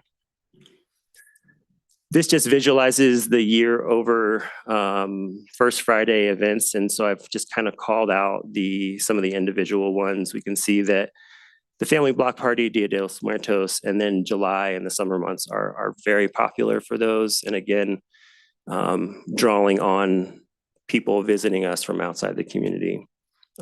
We've kind of just crunched the numbers and know that on an average First Friday, we're drawing 1,500 to 2,000 more people than we see on an average Friday. And so if we go back to that $38.46, we can start to kind of calculate some of what that impact might be for some of these events. So we've just isolated the First Fridays and Mountain Fair here, as well as the fashion show, to total about 50,000 visits. And if you use that multiplier of $38, you can see that the direct impact to local businesses using this conservative estimate is close to $2 million. Using the tax rate, we know that that's $161,000 in total sales tax and almost $70,000 that are going straight to the town just with those isolated events. Again, we can imagine that with the events at Thunder River, the events at the Clay Center, KD&K, as well as Third Street Center, that this number is actually significantly higher. And then I just thought it was worth pointing out that in addition to these kind of event visitor spending pieces, there's also a lot of investment and improvements and impact that is associated with the projects that we do that help to kind of continue the placemaking aspects of our work. This is the Youth Art Park, the Art Way, the murals and public art. as well as just the creative district designation. And I thought we'd include the Space to Create piece here because that program through the Office of Economic Development and the Colorado Creative Industries was only eligible to creative districts. And so the study that started with the 2018 market study and continued with the awarding of that project to Art Space had a lot to do with our creative district designation. So we just want to kind of make sure that that is kind of understood as the impact of the creative economy here and the role of the work that we do. So all of that totaled with just a few of these kind of six-figure numbers is over $1 million. And again, it doesn't include a lot of the smaller investments that we see throughout the work that we do. I think that concludes that part of the presentation. I think it does. And we didn't put our official request in here, so I'll finish that part. So we are requesting the same amount as we got last year, 15,000 for the creative district and 15,000 for First Fridays. It makes a huge impact for us. So I hope that that can continue. We would never say no to more, but it also is completely great. The other request we have is just to be our enthusiastic partners in ways that we can do new things in town to engage our community and make them feel like Carbondale is the best place to be. And I know that sometimes we come with ideas that are wacky, and sometimes we come with ideas that are awesome. And to try to work with us on those ways of how we can get to yes and come up with creative solutions. I really appreciate all the times that you do that with us. Great. Thanks, Michael. Thanks, Jamie. Feedback, questions, comments from the board?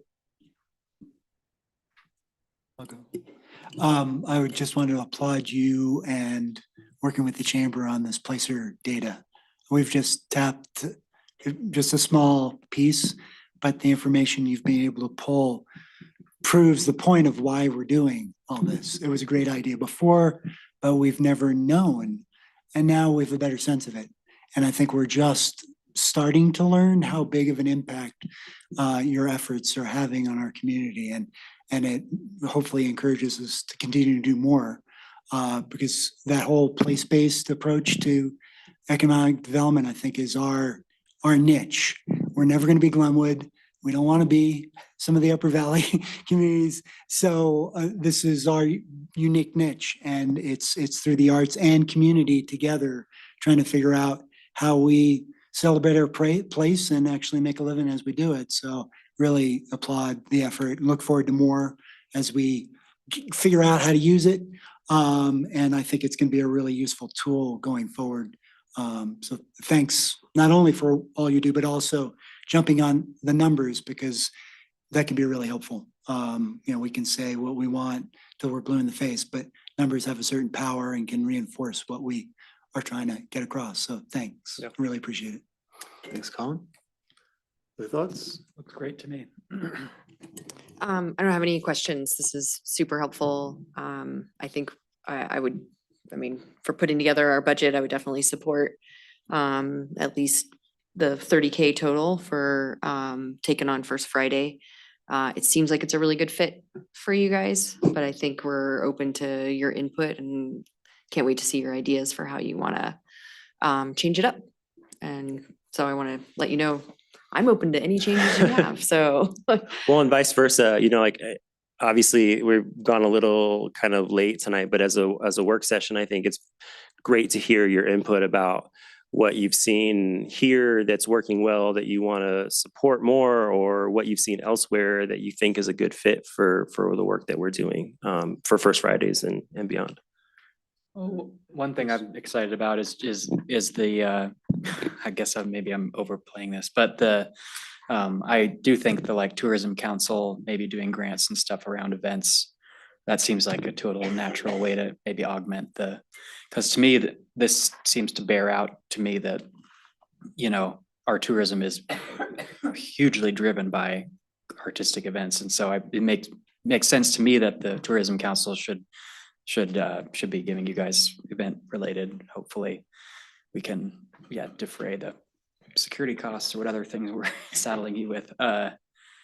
just, but yeah, I think that's a good thing to continue nurturing that relationship with the tourism board too, so.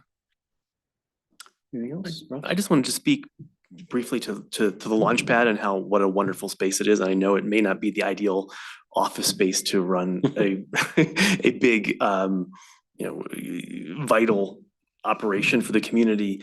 And so I don't know where that element fits in necessarily, but as a space, as a great example, yet another example of adaptive reuse, like Third Street.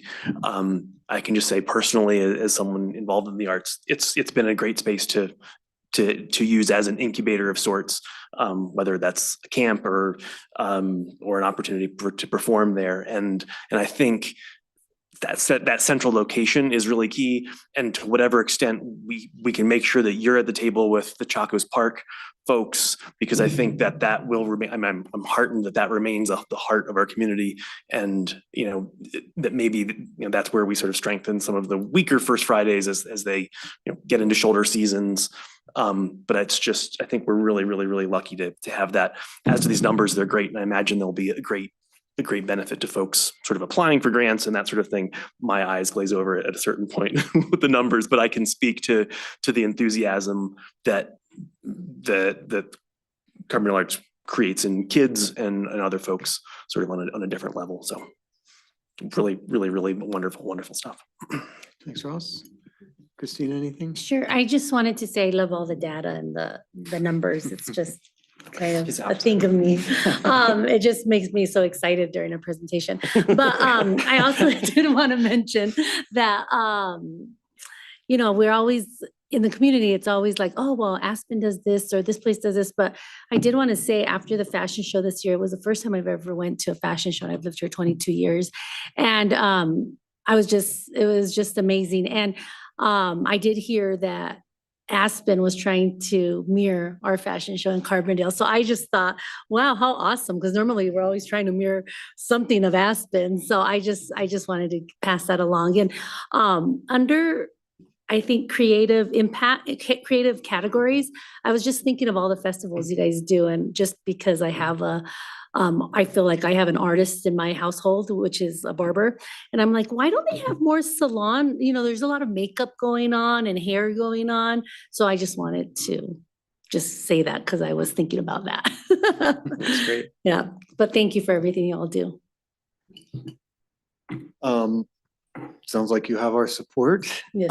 Thank you for everything that you do as well. I'm really glad to hear that you're debriefing First Fridays and that this year you kind of stayed the course. I feel like First Fridays could use a new jolt of creative energy. And, it feels like there's some months have a really unique, very specific focus, like Dia de los Muertos. We don't need to touch that. But then there's some months that are sort of in between. And sometimes I find that I can go out and have a good time because I know people and go to the bar and go to the restaurant, but I don't know what to tell anybody who's visiting town what they would do on a First Friday unless it has that specific focus. So I think getting some of the arts back into it and getting some more specific things that people say, I want to go because there's this happening on some of those kind of lower key months. But we certainly have a really strong, probably about half of the 12 months have their own identity already. But I'd love to, maybe we talk about that more. And the other one, I've brought this up once before, but the music in the park, I know that's not a creative district thing, but maybe it should be. It just feels like another thing that has sort of lost its energy over time and people don't really know about it. It's got very low attendance. We give a lot of money to it and I don't know that we're getting great value for that right now. So I feel like your organization is the one that can run events and that knows that you're organized, your materials are clear, you do promotion, outreach, you take care of everything. And that just might be worth a discussion with whoever it is that runs that now. I'm not even sure exactly how we grant that money. I don't know if they're at a formal nonprofit, but I feel like a little more attention is needed there. So I don't know if you want to get into more events, but that could be one. For the right price, so. Carbondale Arts used to put them on. Yeah. Yeah, many years. Yeah, might be time to come back around, or I don't know. I just feel like before we give another $5,000 to $10,000 to that, I want to make sure that something really positive is coming out of it. Erica? I had one other thing, kind of just to plant the seed again of where we might follow up in our Chaco Spark discussions or other discussions is we were talking about the need for, as we develop that and make it kind of a better outdoor event space, some maybe permanent shade areas up there. And then Ross and I were emailing back and forth, and there's been an article about an artist in Denver who did kind of a cool kind of kaleidoscope of colors of those different sails. And just made it, and that occurred to me as like, because I was like, oh, we'll just throw up a big plane. But it could be a cool collaboration with the creative district on how do we provide some better shade there until we get trees that are fully mature and providing amazing shade that we all dream about. And so there, I could just see some other collaborations on these kind of town projects, or even figuring out how we could help you guys provide a better kind of shade if the Oasis stays out on Main Street, so that it's a full street shade. And what does that look like? And is that helpful? So I'm open to us being a part of that discussion as well to make that space work for that part of that event. So I just wanted to plant those seeds and make sure I'm not, out of line with my fellow board members on those either, but. Yeah, we definitely love to have all those conversations. Beautiful shade. That's what we want. Yeah, I think those specific things are two really great examples. And, we've been on the stakeholder group for Chaco's Park, and we've been on the stakeholder group for the mobility access plan. And I think those are great examples of where it may not be obvious that we would be at the table, but the more places we can be at the table, I think we can make those connections earlier and start to figure out how not only do we solve a problem creatively, but we engage the local creative economy in a way that isn't looking at an industrial commercial fabricator from outside of the community. We're looking inside of the community first. So I would love more. Yes, please. Okay, great. Yeah, I think we're going to have some discussions over the next few months about what the town's role could be with supporting events. Chris mentioned maybe grants from the Tourism Council. Erica's talked about maybe grants or funding from our bag fee fund to help with waste diversion. So I think we're just identifying that, we've supported these in a lot of ways over time, but it might be time for us to be a little bit more explicit about it. So we could, I'm sure, collaborate there. And then I just wanted to give you a kudos too for the amazing work on the storage units, and it's like hard to say, right? Storage units, awesome. We call it the Gateway Public Art Project. Gateway Public Art Give you Project. a new name. I like that. The Gateway Public Art Project, just the fact that it even appeared so many times in your presentation really stands out to me, and it's totally changed the feeling of coming into town. And that's the kind of project that just absolutely would not exist without Carbondale Arts. And so I think as a kind of a go-to for developers who say, what can we do to go above and beyond and make our town really fit in, or make our development really fit into this community? We know that we can point them to you, and that you'll come back with something great. Yeah, and I guess, and to close on that a little bit is like, and we couldn't have done it without you, right? So that is really a great example of where we work together well. Group hug. Work session. Well, it's late, so maybe we're good there, and then and then we'll hear CPAC. So you're welcome to stay, but this is Michael's side project. Thank you, Jamie. Thank you. Thanks, Ruby. And hi, Amy, we see you. I know, but hi. Thank you for being here. Hi, bye. Girls. Sweet. Well, I'll make this short and sweet. And I think some of it kind of overlaps with what we were just talking about, just in terms of the 1% piece in Chaco's Park. So really kind of natural transition here. I think Carbondale Public Arts Commission is in a great place. I think over the last year, we had another successful Art Around Town event. We have 4 engaged members and 3 prospective new members. So that would bring us to that kind of 7-member full commission that we're hoping to get to. A lot of that had to do with the art walk this year. People are engaged in that space. And so making sure we're reaching out to them kind of where they're at, I think is helpful. We're excited to have a new trustee liaison with Ross. So thank you for throwing us some fresh meat. And we're also excited to be collaborating with Parks and Rec Department and Public Works on kind of navigating 2 upcoming 1% for the art projects. The art around town this year, we made some kind of minor tweaks too in terms of increasing the stipend to allow for some travel cost, as well as allowing artists to have more than one piece. We didn't see this like groundswell of change in the numbers of submissions that we got, but I think it's headed in the right direction, hopefully.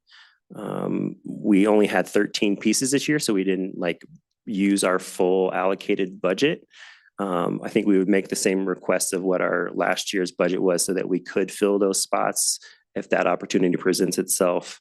It's right around $25,000. I think the only other notable thing with art around town is that in that 23-24 season, we had one sale and potentially another one that was a $6,000 sculpture, and with a 25% commission, that gives the town an extra $1,000 or so that goes into the 1% fund that helps with kind of a reserve for maintenance of the permanent collection and potential other projects as they may come up. The 1% piece, this is, I think, the first time I have gone through this process as the chairperson for the commission. And I don't know when the last time an eligible project came up, but we had a presentation from the pool team in February and kind of looked at some opportunities that they were exploring for art and kind of supported any of those directions, but recognized that including some art into that street facade to help activate that space and solve some of the kind of issues with the mechanical rooms and the restrooms and kind of the permeability of that space made a lot of sense. So even though it's not an obvious like art sculpture placed in front of a building, it made a lot of sense for solving a problem creatively. And so we're looking forward to updates on that. And I think, you know, similarly to the Chacos Park and what we were talking about before is just, you know, if there's ways that can really check that art box by making sure that it's not just an architecturally designed solution, but that we're engaging an artist in some way, not to add to the scope of the department or the team, but to kind of narrowly define the role for an artist in that. It could be an interesting way to add to that legacy of the 1% piece. And then I think we're looking forward to updates from the Chacos Park team in the near future. And, you know, those shade ideas are a perfect example of where we can look at kind of a narrowly defined piece that fits within the budget parameters of the 1% fund. And I realize I didn't really explain the 1% fund. So if there are questions about that, I'm happy to answer those. I think it's worth a quick explanation of it because it took me a few times through to get it. So the 1% resolution applies to town capital improvement projects. I think over $100,000. So there are certain kind of qualifying elements to that. But for qualifying projects, 1% of the construction budget is allocated for art at that site. There are some like nuances within that, right? Like if not all that is used, 15% of it could be used elsewhere. But the intent, I think, of the program is really to make sure that public improvement projects are integrating art as part of that project at that site. Great. Okay. Any questions or comments or feedback on CPAC? The only thing I'll mention is I floated some idea, Ross, you might have passed it on to you about getting some kids to do some, you know, fun pictures of fish and things to put on the fence for the pool or something. The temporary or long term? Temporarily, I mean, AD Miller can have one sign if they want, but they don't need the entire fence as their billboard for 18 months or whatever. And I think it would be a great fundraising opportunity too, to say, us kids, we all want to get in the pool. Let's finish the pool. You know, pictures of us splashing around with, you know, whatever. Cool. Yeah. I don't know if there are contacts with teachers or stuff, but I feel like it'd be a fun thing for the middle school or something to work on. Good idea. I think that may not have gotten onto our agenda for our last meeting, but there was a lot else on there. But yes, the idea that maybe there is an opportunity there there's a canvas of sorts for the next year and a half at least, and maybe might be really nice to make use of it.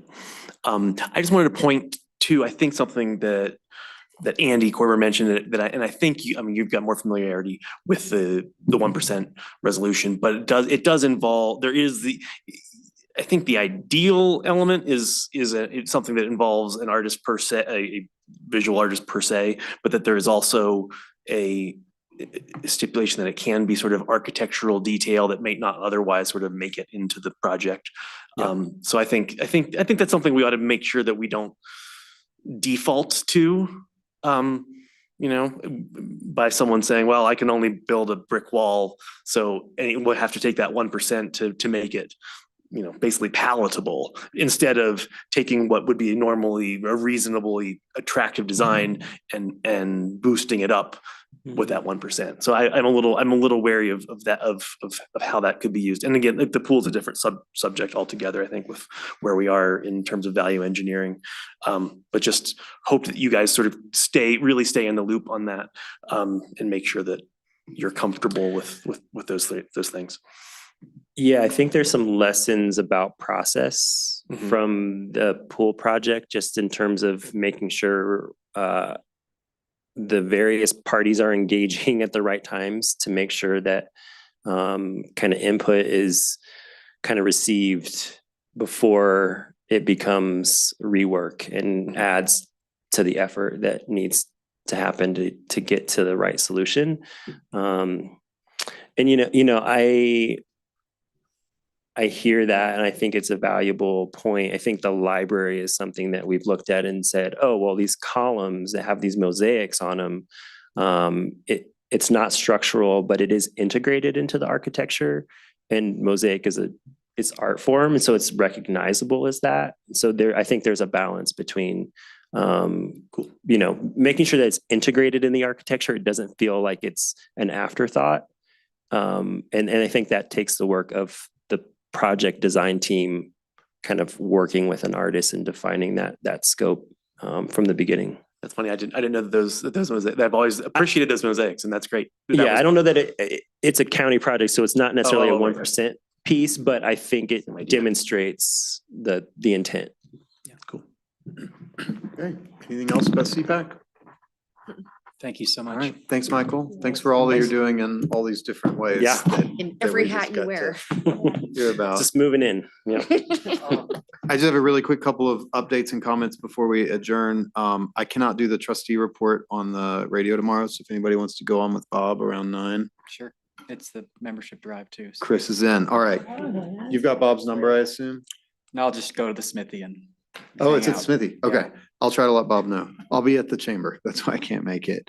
Lauren, any updates on, we continue the inclusionary housing hearing till next week, but we wanted to make sure there was good outreach and that the public knew. I haven't personally seen anything yet, but. I know that they reached out, but I don't have the statistics Okay. on exactly what was Just want to done. I make can, sure because I think board members were concerned.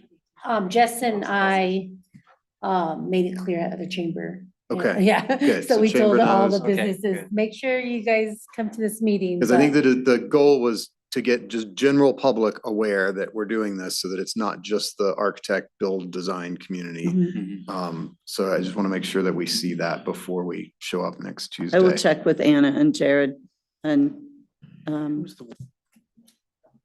send that out if Okay. there's something to be. Can we make to sure be that told. Gail Schwartz is on that list? She's been an outspoken advocate for affordable housing and has Pretty mentioned. sure she's on the email list that we Okay. have of developers Just and making things. sure. I but remember that yeah. she had said that she had made a specific comment in one article specifically that, talking about percentages and inclusionary zoning. I'd love to have her here. And then Lauren, just letting the board know that you'll be out so that if we're looking for you, what are your dates that you'll be out? and I who should am we get leaving to? Thursday morning, late morning, and I will be back in town hall the morning of September 30th. And I will not be checking my email because I will be on the river. Nice. Great. Good for you. Just want everybody to know, if you email Lauren and you don't hear back, that's why. Who The would you grand? want us to email if we don't email? You could email We can't. Jessica or Kevin, depends on what the situation is, and they can like steer it to whoever the right person is. Kevin's kind of acting point. Which stretch are you doing? Don't tell him. Don't tell. Cataract Canyon. Down between going Moab to Lake Powell. Okay, and we are expecting the pool GMP to be on our agenda next week. So That is correct. we'll see We're that working our on that right now. And the e-board was curious what the status is of the like electrification. We are working very hard on that, and Aaron is, we're working with Clear and also potentially hiring an owner's rep to shepherd that through, because Aaron's just overdone. Yeah, Aaron should not be doing that. Yeah. Yeah. A lot of stuff. Okay, thanks, everybody. Thank you. See you Thank early you. in the morning. I'm gonna be cheering you all on. And Anna's back, right? So we could Anna's email her. Okay. Did you see that, reputation? Oh, no.